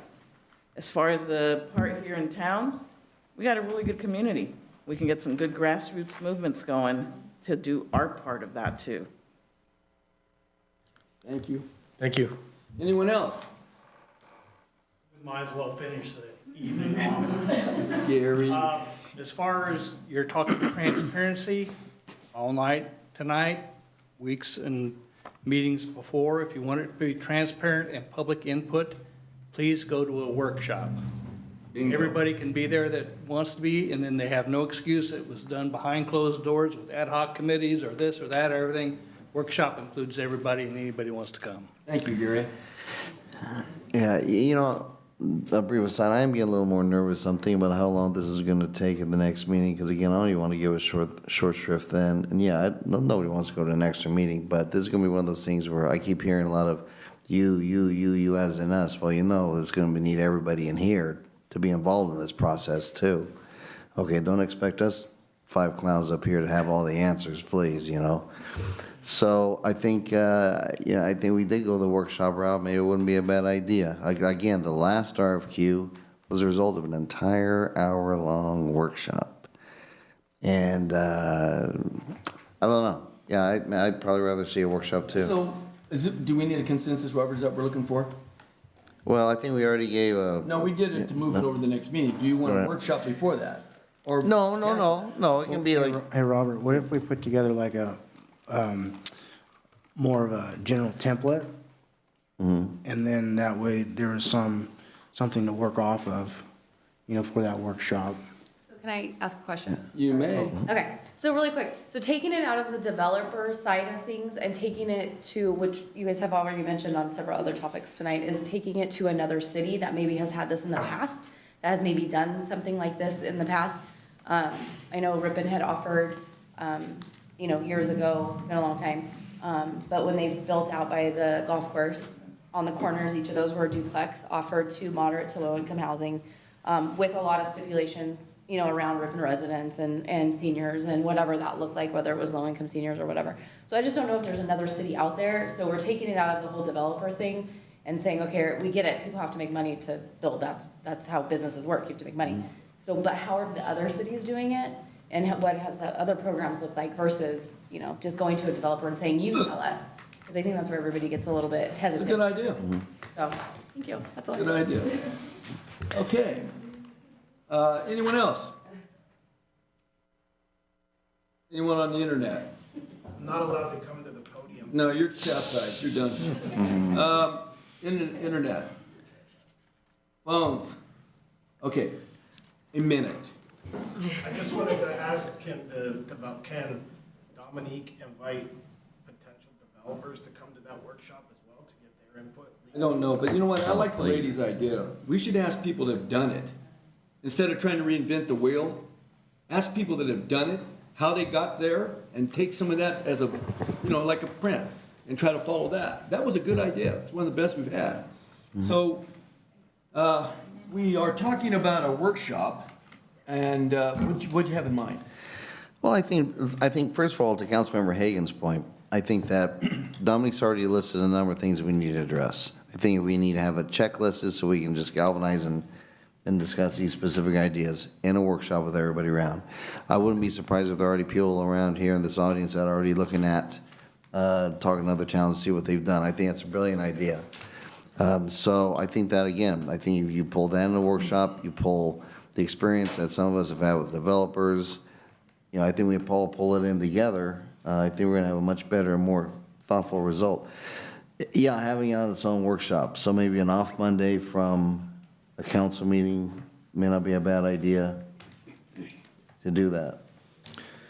As long as everybody here can make it, that's the thing. I look at Yeah. having another special meeting as kicking the can down the road, honestly. I feel like we're gonna have a special meeting, and then we're gonna have another meeting, and then we're gonna get input from 1,000 different people and different voices, and we already know what other cities have done. We literally have talked, the city of Manteca that did a senior housing project, the city gave the developer land and gave them money. They gave them land and money. That's two things that we have that we can negotiate with here. We're getting too complicated. We have land, and we can discount their fees. We're really making this too complicated. So if you want to have a workshop, fine, and hammer out some of the details, we can move forward, but boy, oh boy, here we go again. Well, Dominique, are those the only two items we're talking about, land and fees? Or is there more that the developers said they'd like to figure out So from us? those were the big items over a year ago when we first discussed this. The other items that were brought up was the restriction on the age, and just, it sounds like overall clarity defining what area is available in the park, or saying you can have your free reign on this park. Just being more clear so it's more understandable. But yeah, land and money were big ticket items. Right. And then knowing that in working with the past developers on trying to do a project, in order to make that pencil out, a lot of them were saying that they'd have to build over 100 units, which seemed like a lot to a lot of people, making it a much larger project. Yeah. And maybe that was too large for us. And some of the developers said that's too large for them. We don't build projects that large. Right. So it's finding that flexibility. So I think if those items were addressed in there and we were more clear, or just, blunt in the aspect that this whole area is yours, or maybe I highlighted all in red, put it anywhere in this area, or however you want to do it. Yeah, I mean, I still lean towards the concept of a workshop, especially if we get a developer too there, so that we're not shooting in the dark. Now, granted, I think, Sean, you have development experience, Elsa, you've got development experience, and maybe you can answer most of those questions. I don't know, that we would have in terms of what would a developer want to see so they can adequately pencil this out. Because I think that was one of the big issues, right? It was just so vague. Where do you start? Where do you start to pencil it out at? You can't. So I don't know. I still lean towards a workshop. If we do it in the next meeting, and if we don't have much else going on, then that might work out fine. So we could roll the dice and see if we can do it the next meeting. And if it looks like we've got another 20 things on the agenda, then I think maybe we ought to go at its own workshop time. Claire, you had mentioned with the in lieu of fees, so if you could work on something between now and the next meeting and let us know. With the in lieu of fees, you said that it has to be for affordable, attainable, low income. Can you find out where that line begins and ends, where we can use that money if it's, say, a mixed use project? If there's, I don't know if there's a number of unit restrictions or percentage of a project or how that works, but that way we can actually say how much we can use. Yeah. Okay, if it's all at market rate, you can't use any of it. If it's a mixed project with X number of affordable, you can use this much, or however that plays out. Yeah. So we have a little bit more information on that maybe in some form? I can do that. Okay. I think your limiting factor is going to be the 900,000. So if a developer came in and said, I can do, this many units and the low-income part equals 900,000, then that's all they're building. But yeah, I can get you more specifics. I want a question here I have to ask. With us doing this, giving the $900,000, this becomes a prevailing wage project no matter what. We're stuck with it. If there was any way we could find a way to do a project where we sold the land to the developer at a rate that was reasonable enough, that would give them encouragement to build, which would also take it out of our hands, because now it's no longer a city project, because the prevailing wage is what's killing a lot of this. If we could do that some way legally, and then in addition, reduce our fees, that might sway it. And because here's what's the deal is, you give them the 900,000, that's fine. It really doesn't make a big dent when you got the prevailing wage thing tagged to it. It kills you. So, staff. Maybe lease back or something? Something. $1 a year? I don't know. Something. My point is, Mark, is there a possibility you could look into whether or not we legally could sell the land we have to the developer, which would remove us out of the equation in that respect, and then I'll look into it, but I could tell you if there was, it would have been done 100 times over, and it hasn't been done because, you know, the powers that be want to make sure prevailing wage applies. Okay, but Mark. And even if we're selling it and then like trying to go around it, please, it's been done 100 times. So I will look into it. I will look and get you options. I will talk to other attorneys. There you go. That's what I'm looking for, buddy. But don't get your hopes up, is what I'm I saying. won't get my hopes up. As long as you do your due diligence, we'll go with what you got. Okay. But I need to know. We need those options because I believe if there's a will, there's a way. And I think we're stuck between a rock and a hard spot here. All of this intentions is wonderful. We have this gentleman, that lady who've been working on the background here, putting together some drawings of housings and different types of things we're trying to do. Meanwhile, trying to do this too. Everyone's trying to get where we want to be, but the big stumbling block is that prevailing wage number. It just kills us. So if there's a way, you know, I don't see. Great. And if the lights go off, That's a hint clue. Well, I don't understand why we can't go to the state and ask for some sort of assistance in terms of a waiver, given the circumstances that we have. I mean, we are desperate for senior housing, and we are limited in our resources, but our intentions are honorable. Mm-hmm. And I think if we could somehow get some sort of legislative relief, I think we'd be on our way. And here's what the good deal is. They're gonna get more housing, and we're gonna get past all the encumbrance of all these fees and stuff they ran down our throat. So I think it's worth a look. I mean, I'm just trying to be creative here, because everything we've tried to now, we hit a block wall. And I'm just looking for some loophole or something that we can find a way around some of this to get what we're trying to get achieved here. Another option, of course, is that we have a development on the books coming up, the 20 acres out there. Maybe we could work a deal with Florsheim. If they come on board, they build, hey guys, make 10 of those or 20 of those affordable housing. You know, nice affordable housing. Maybe that's something we could do there. I don't know. But that's not a prevailing wage job unless we give them the money, and that's where the problem starts. Or land. Or the land, yeah. Well, the land's not, we're not giving the land. They're buying from the Murphy brothers. Okay, so that's nothing to do with us. So are we doing a workshop or are we doing it at the next meeting? So I would recommend that if you think it's gonna take more than an hour to discuss this project. Oh, it's gonna take way more than an hour. Yeah, it's gonna take a while. Okay, I would move that we have a workshop There you go. whenever the mayor can make it. Workshop, special meetings. And Ann has something to say. Ann wants to be in your ad hoc. I just want to ask a question. Why not have a town hall meeting? Why convert it into a town hall meeting where you have this kind of structure? Where if you had it at the community center, then it would be a more informal, people could talk to the builders, hear them, we could see their displays and so forth. It seems to me like Well, I think that may sound like a good concept maybe for like a second meeting. Where we're at right now, we're just trying to, again, throw out that fishing line again. Second meeting? Hopefully a second meeting. Because what I'm saying, it sounds like what we're trying to do right now is develop an RFQ that's going to be attractive enough for a developer to even look at us. Exactly. Come talk to us. You know, I mean, that's a very good idea, but I don't know if that would be, you know, because now you're talking about talking to like the specific developer, right, and stuff like that, but we don't have a specific developer yet.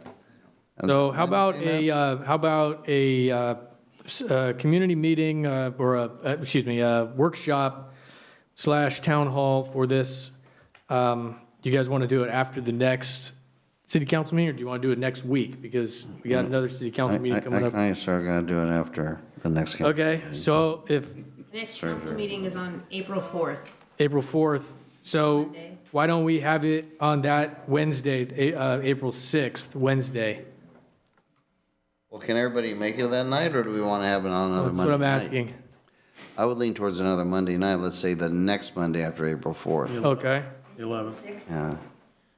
Just to keep it, because it'd be nice to have every component of, every person who's in here at that meeting too, and I'm gonna assume you guys are okay for Monday nights, So- because you're here. Yeah, I move that we have a workshop on April 11th to discuss the RFQ for future senior housing project. Should that be a motion or consensus? Yeah, it's consensus. Yeah, 'cause I agree with them. I just Oh, want to so the verify, 11th? 6 or 7 o'clock? Start at Sometimes 6. we start at Start at 6. 6, yeah. Start at 6. 6 p.m. Okay, so the 11th, we're doing a meeting, okay. And here at the chambers, correct? Yeah. I thought you wanted the, Or if you wanted, and that, so I need to know where, so I post it correctly. well, I thought she wanted it out there. Here at the chambers. Okay, wait a minute. Excuse me. This meeting you're all asking for, do you want it here, or do you want it at the community center? What do you want? Have it here. Gary, anybody else? Here, we're not ready for a community center display yet. Right. Okay. right. Sounds like consensus is here. Yeah. All right, very good.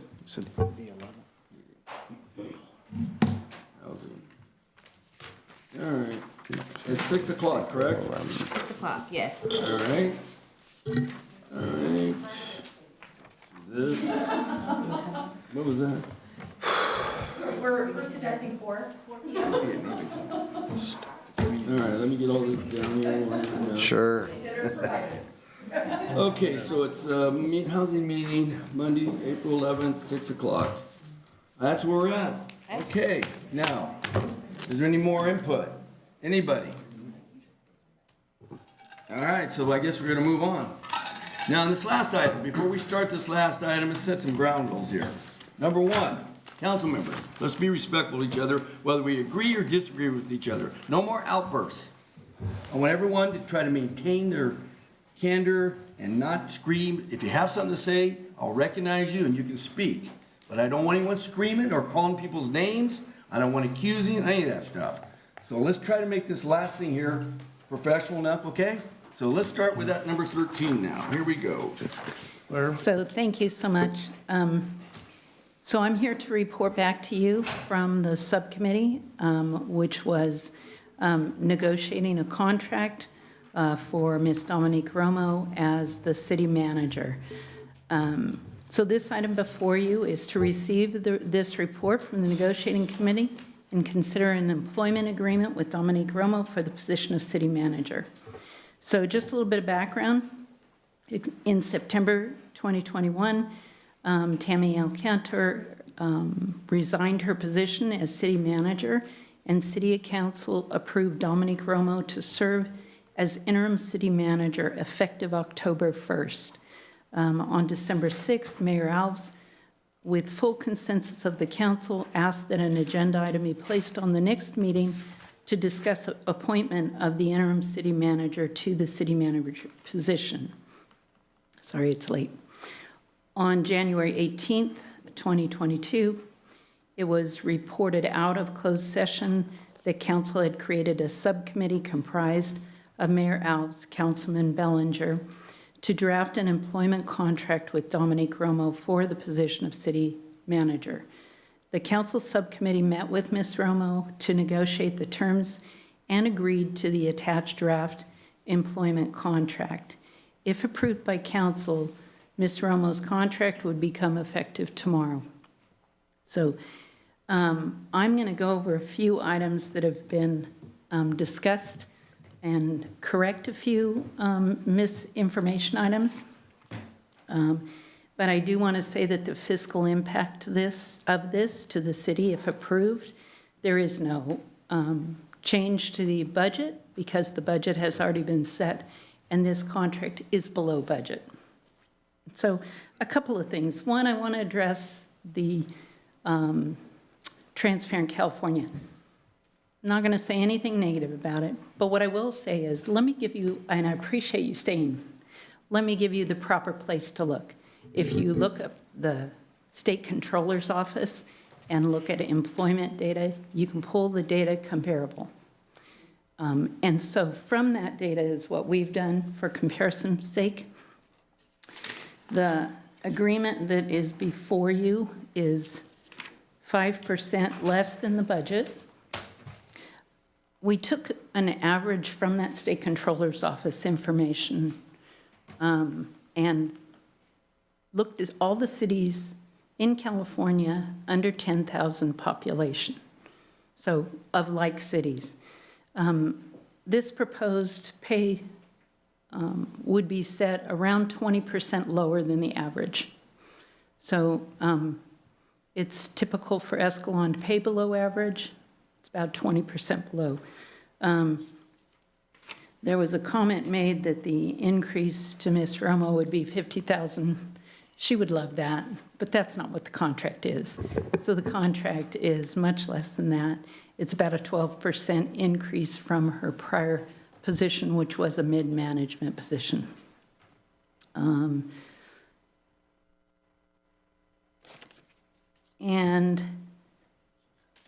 I gave you the 25% below. A couple of other things that were mentioned, that we don't work 80 hours a week. We'd love to not work 80 hours a week, but that's not real. The city council approved what is considered a 980 schedule. And what a 980 schedule is, it's a more efficient schedule that government uses frequently. What it's saying is that in 9 days, we're going to work 80 hours. So we work 9-hour days for 8 of those days in 2-week time, and then we work one 8-hour day. Now, of course, now that's staff. For managers, obviously, we work a little bit more than that. I'm going on my 16th hour, so trust me, it all works out for you.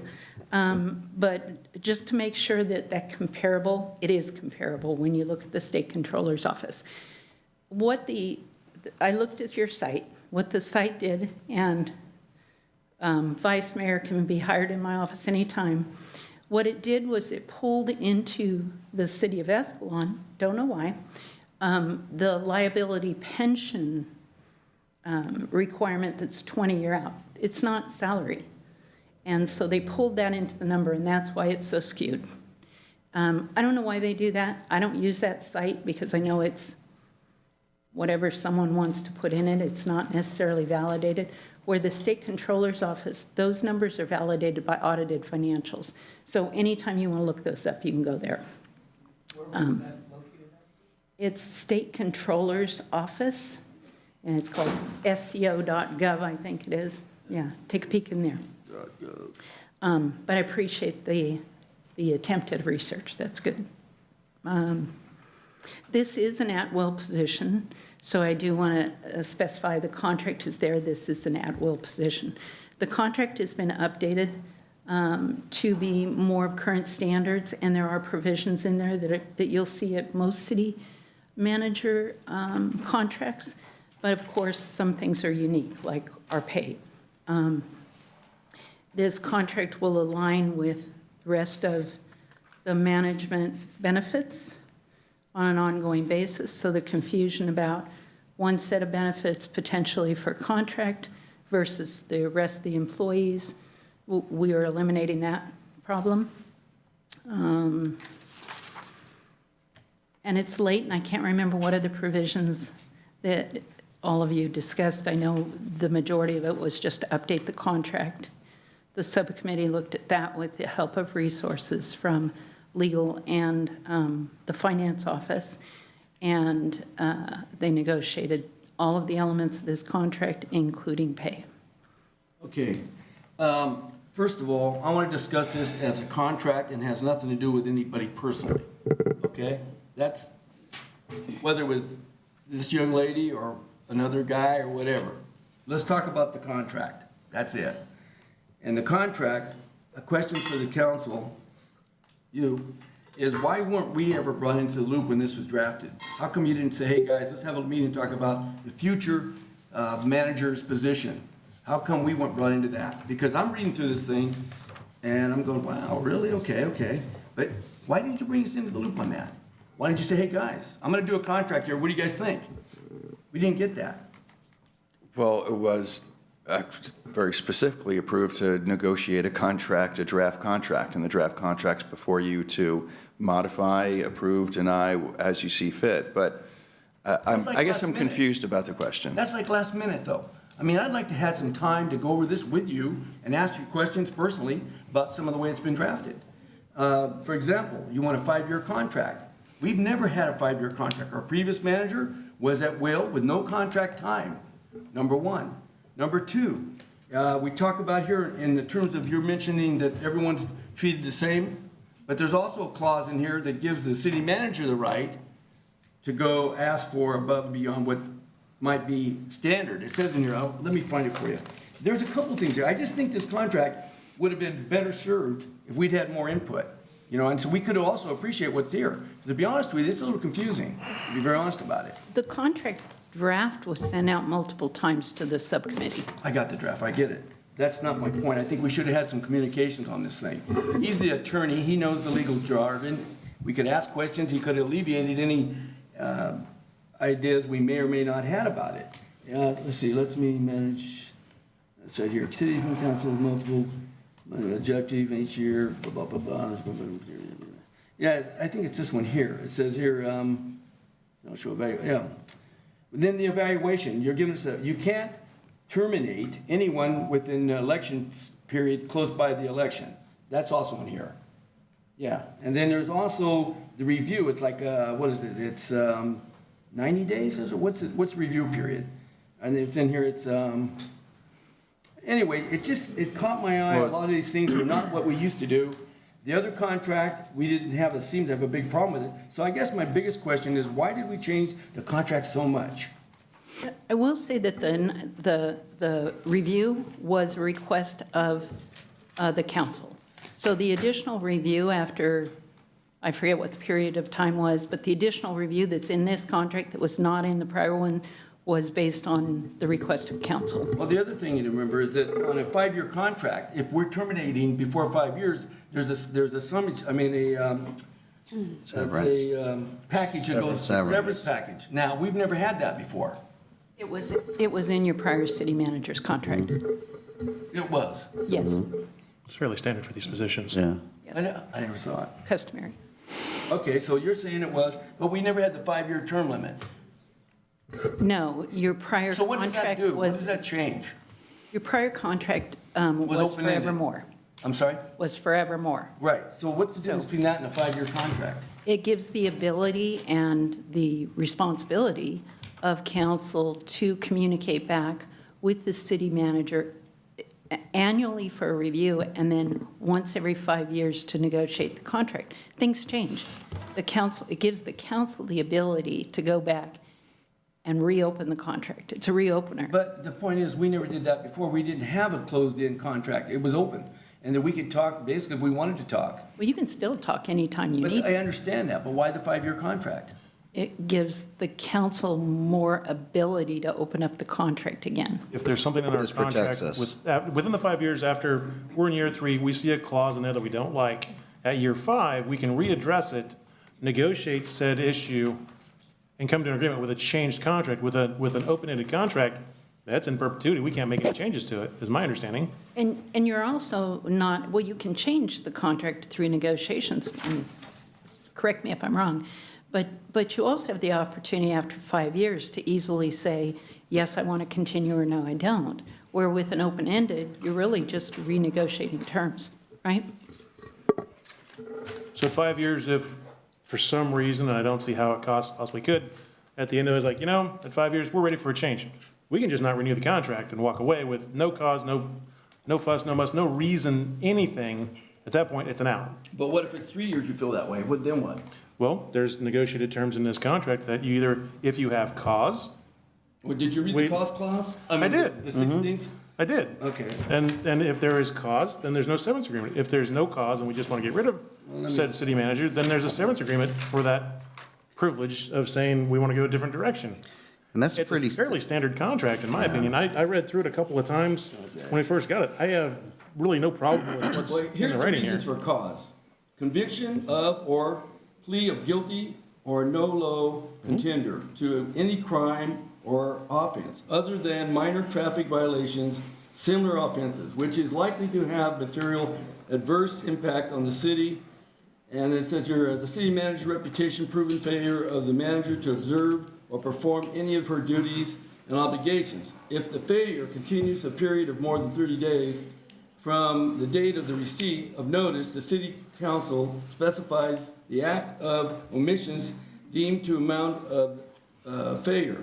Convicted of any crime involving an abuse of the office or position, that term is defined governmental code section blah blah blah.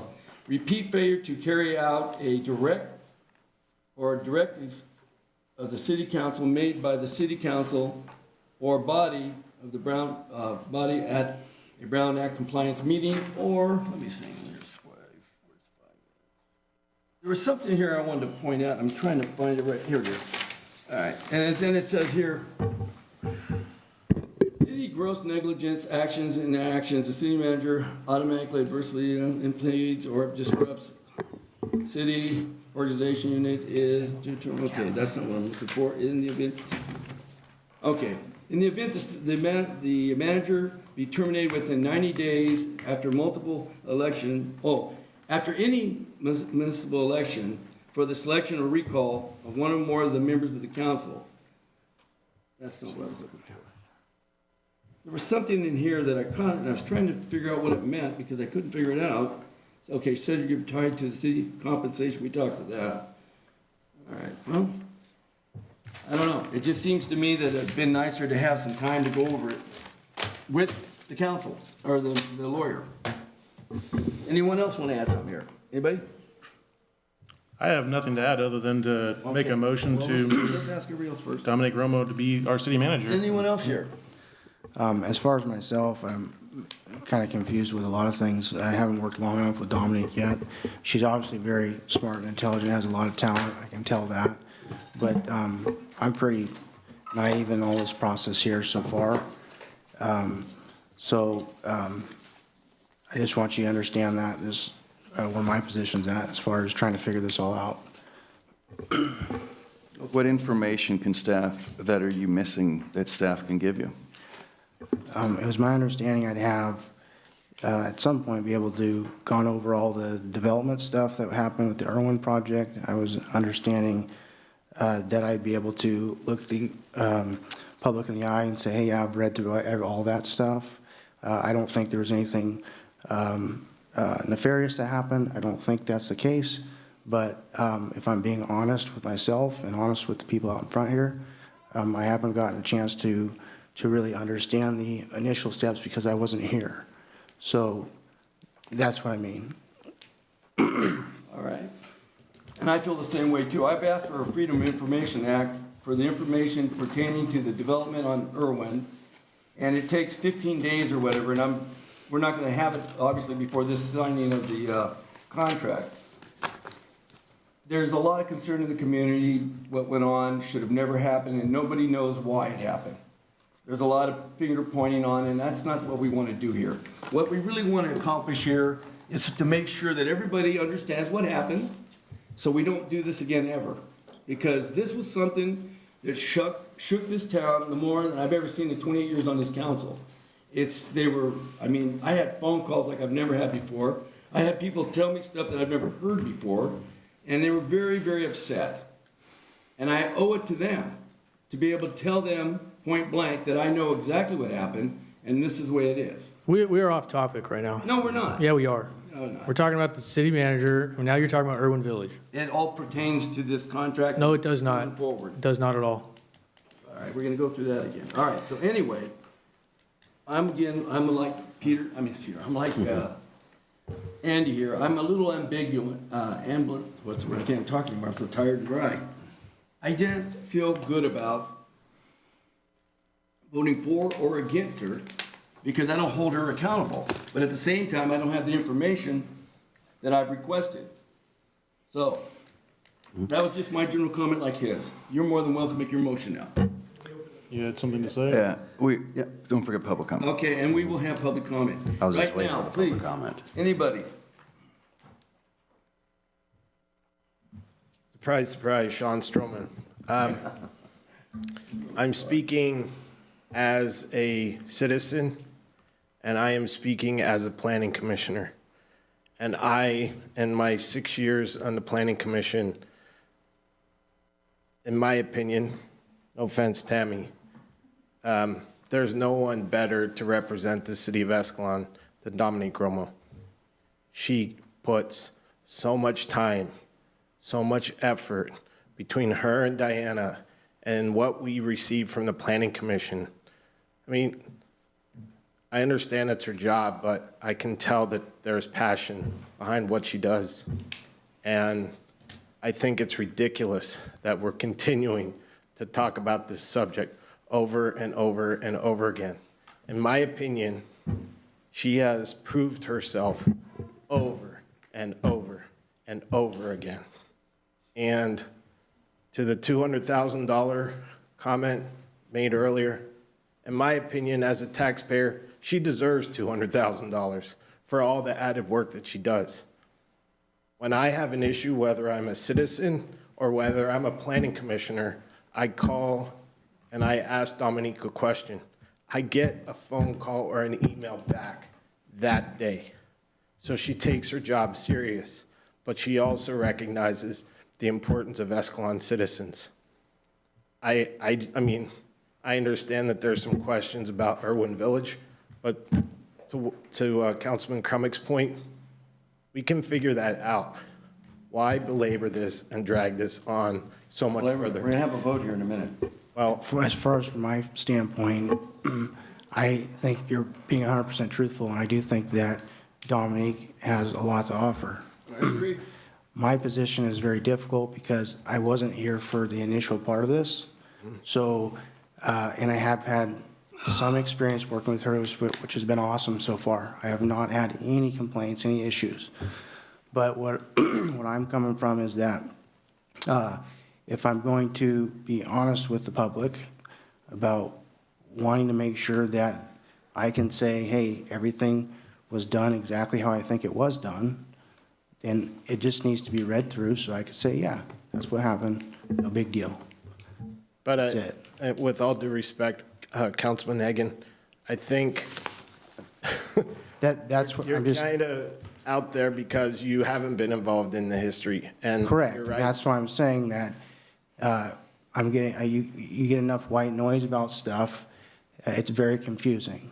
Of course.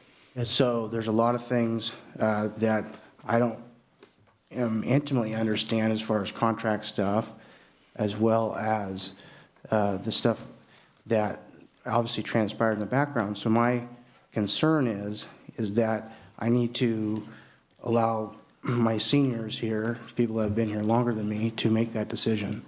Correct.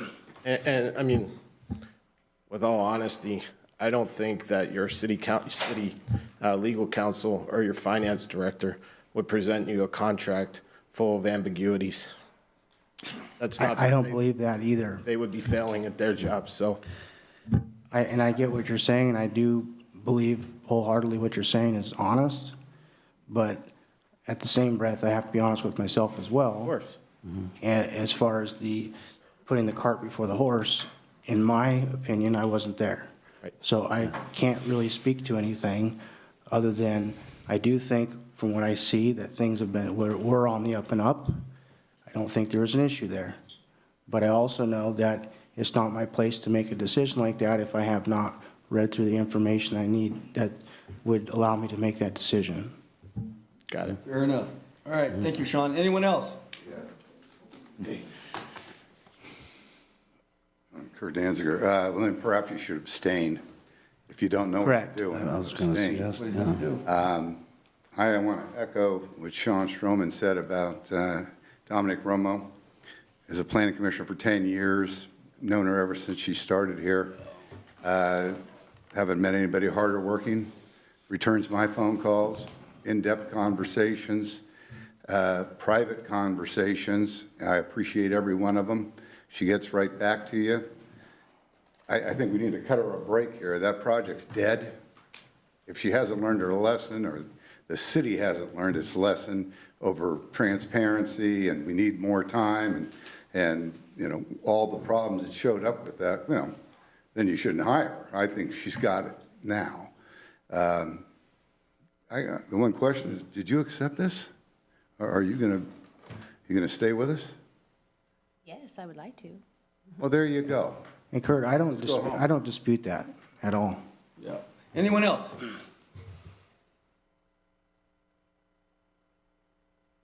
I'd just like to say, Andy, I understand what you're saying, and I would certainly understand if you abstained from voting on this issue. I believe that's the right thing to do. That should be the right thing for you to do if you're uncomfortable, because you actually have had time to talk to the rest of the council, to talk to staff, and even talk to people here. She has done an outstanding job. I sat in a meeting with her, and I'm amazed at how many hats you were asking this person to have on, and to be able to answer legal questions, planning questions, all kinds of questions. She does an outstanding job, and quite frankly, I think she needs your approval, and she needs your appreciation. I appreciate what you said, and I have nothing bad to say. Everything I've experienced has been extremely good. I have had no negative experiences with Dominique. She's been an awesome staff to me. I'm just looking at it from trying to separate my personal emotions and from being objective and looking at what I know and I don't know. And what I do know is I don't know enough to, or I haven't at least read through the stuff that I'm concerned about with that. And what it's telling me is that I don't think anything bad happened. I honestly don't. But I do think that it's my duty to make sure that I read through it so that I could look at you on the street and say, yeah, I read through it, and this is not an issue. But because I was not in those conversations, I have to rely on secondhand information and hearsay and all that stuff, and I just feel that it's not my position to be involved in that at this stage. Very good. Well, listen, I would agree with everything you said. I have no issues with Dominique as well, but I do have an issue with the process. The process is flawed, and it needs to be addressed. Now, we can all vote this evening, and I'm sure she's going to be confirmed. But I can tell you this much, there will be a complete investigation, and it will be brought up. And it will probably vindicate her, and we're all done, but it's done properly in a way that everyone gets what they want, and we move on. All right, your vote is ready. I think did you bring it back to council as public comment I closed? believe, is it done out there? Anyone else? We're good. Well, go ahead. Actually, I do not have a problem with Dominique. I don't She's either. always been wonderful in the office. Yep. And I do not question her qualifications. Wouldn't disagree. At all. Don't send her in there with a black cloud. Exactly. It's a cloud of perception. There you go. Okay, that's the problem. It's a cloud of perception between here and there because of lack of transparency. We'll clean that up. Okay, you're gonna send her in there with this cloud over here still. That's the divide between her and us. That's what's wrong with it. It's not, I don't have the contract in front of me, so I don't kind of say anything about that, though I do take issue with the 5-year thing. I'm Mexican, I have lots of family. I can give you an example right out of series on that. So it's not that. That's not my aspect. It's perception. Perception right now is a black cloud. Clear up the black cloud so that she can go in there with a clean slate. And we can have a clean slate with her. I don't think she had anything to do with this. I think there was a failure in procedure. Yep. Okay? But that needs to come out to the public so that we can all have a clean slate. So we don't go in that office going, what's in the weeds? Really, that's all it comes down to. My understanding, this is a draft.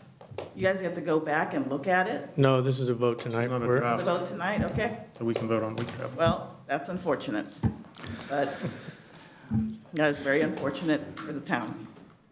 Not because of her. I think she'll be in, I think she'll do a good job, I agree. but you're sending her in with a black cloud. All right, anyone else? Mayor, I forgot to mention one thing. You may. Just for information. Sure. Based on her interim assignment and the way the personnel manual here is written, her interim assignment ends the end of March. End of March. Okay. So I got a couple comments on this if nobody else wants to speak out there. All right, we'll bring it back, and Councilman Crimmins, you may speak. Thank you, Mayor Alves. You're welcome. So Tammy Alcantar was a city manager, right, for 8 years. She did a great job. She moved on. The natural process is our job. How do you find a replacement? It's one of the biggest jobs we have is to find a city manager. It's probably the biggest job that we have. So why did we go down the course we did? Well, we wanted to hire from within. We wanted to look within first because those people already know the system. I don't have to go over honestly all of this stuff, but we did our due diligence. We looked hard. We thought about, okay, should we look outside, look at other city managers? Should we look at this? Everybody unanimously agreed that Dominique would be an amazing candidate to fill that role. Nobody has, gone against that idea. And so I would just like to say, not only in my mind, this, Freedom of Accountability Act or whatever the mayor is filing is a farce. It's a total waste of time to look after something that doesn't exist. And not only does Dominique Romo go in, hopefully, as a city manager with no black cloud over her head, she goes in, with the shining gold star as far as I'm concerned, and she's going to do an amazing job for this town. Okay, are we done? I'm done. Okay. All right. David, you want to go ahead? Robert looked like you had something to say. Well, no, I was just gonna say, I think regarding that black cloud, I think it's our responsibility to start dispelling that perception. I think Sean Stroman mentioned that earlier this evening too. Our job, if we put her in here, is to make sure that we put her in a position of success. That's our responsibility, which means that anything that is vague or that is going to be a transparency issue, it's our responsibility to clean up, and we're working on cleaning that up. But believe you me, a lot of this is going to be our responsibility to make sure that that perception, and I read a lot of crazy stuff out there on Facebook, okay? We need to be more active in that because we can't let some of these wild stories go because that is what creates that black perception, be it the black helicopters or whatever you want to call it, tinfoil hats. That's not reality. I'd like to go ahead and make a motion that we enter an employment agreement with Dominique Romo for the position of city manager. I'd like to second that motion. Third. Motion and a second. All those in favor? Aye. I abstain. I'll be abstaining as well. All right. The evening is over. Anything else? So, Mayor Alves, we just appointed a new city manager, so you're going to make a comment about that? I'm going to say that I'll reserve my comment when I'm done with my investigation. So it went through, right? 3-0? Yes, it did. Yes, it did. All right. All right.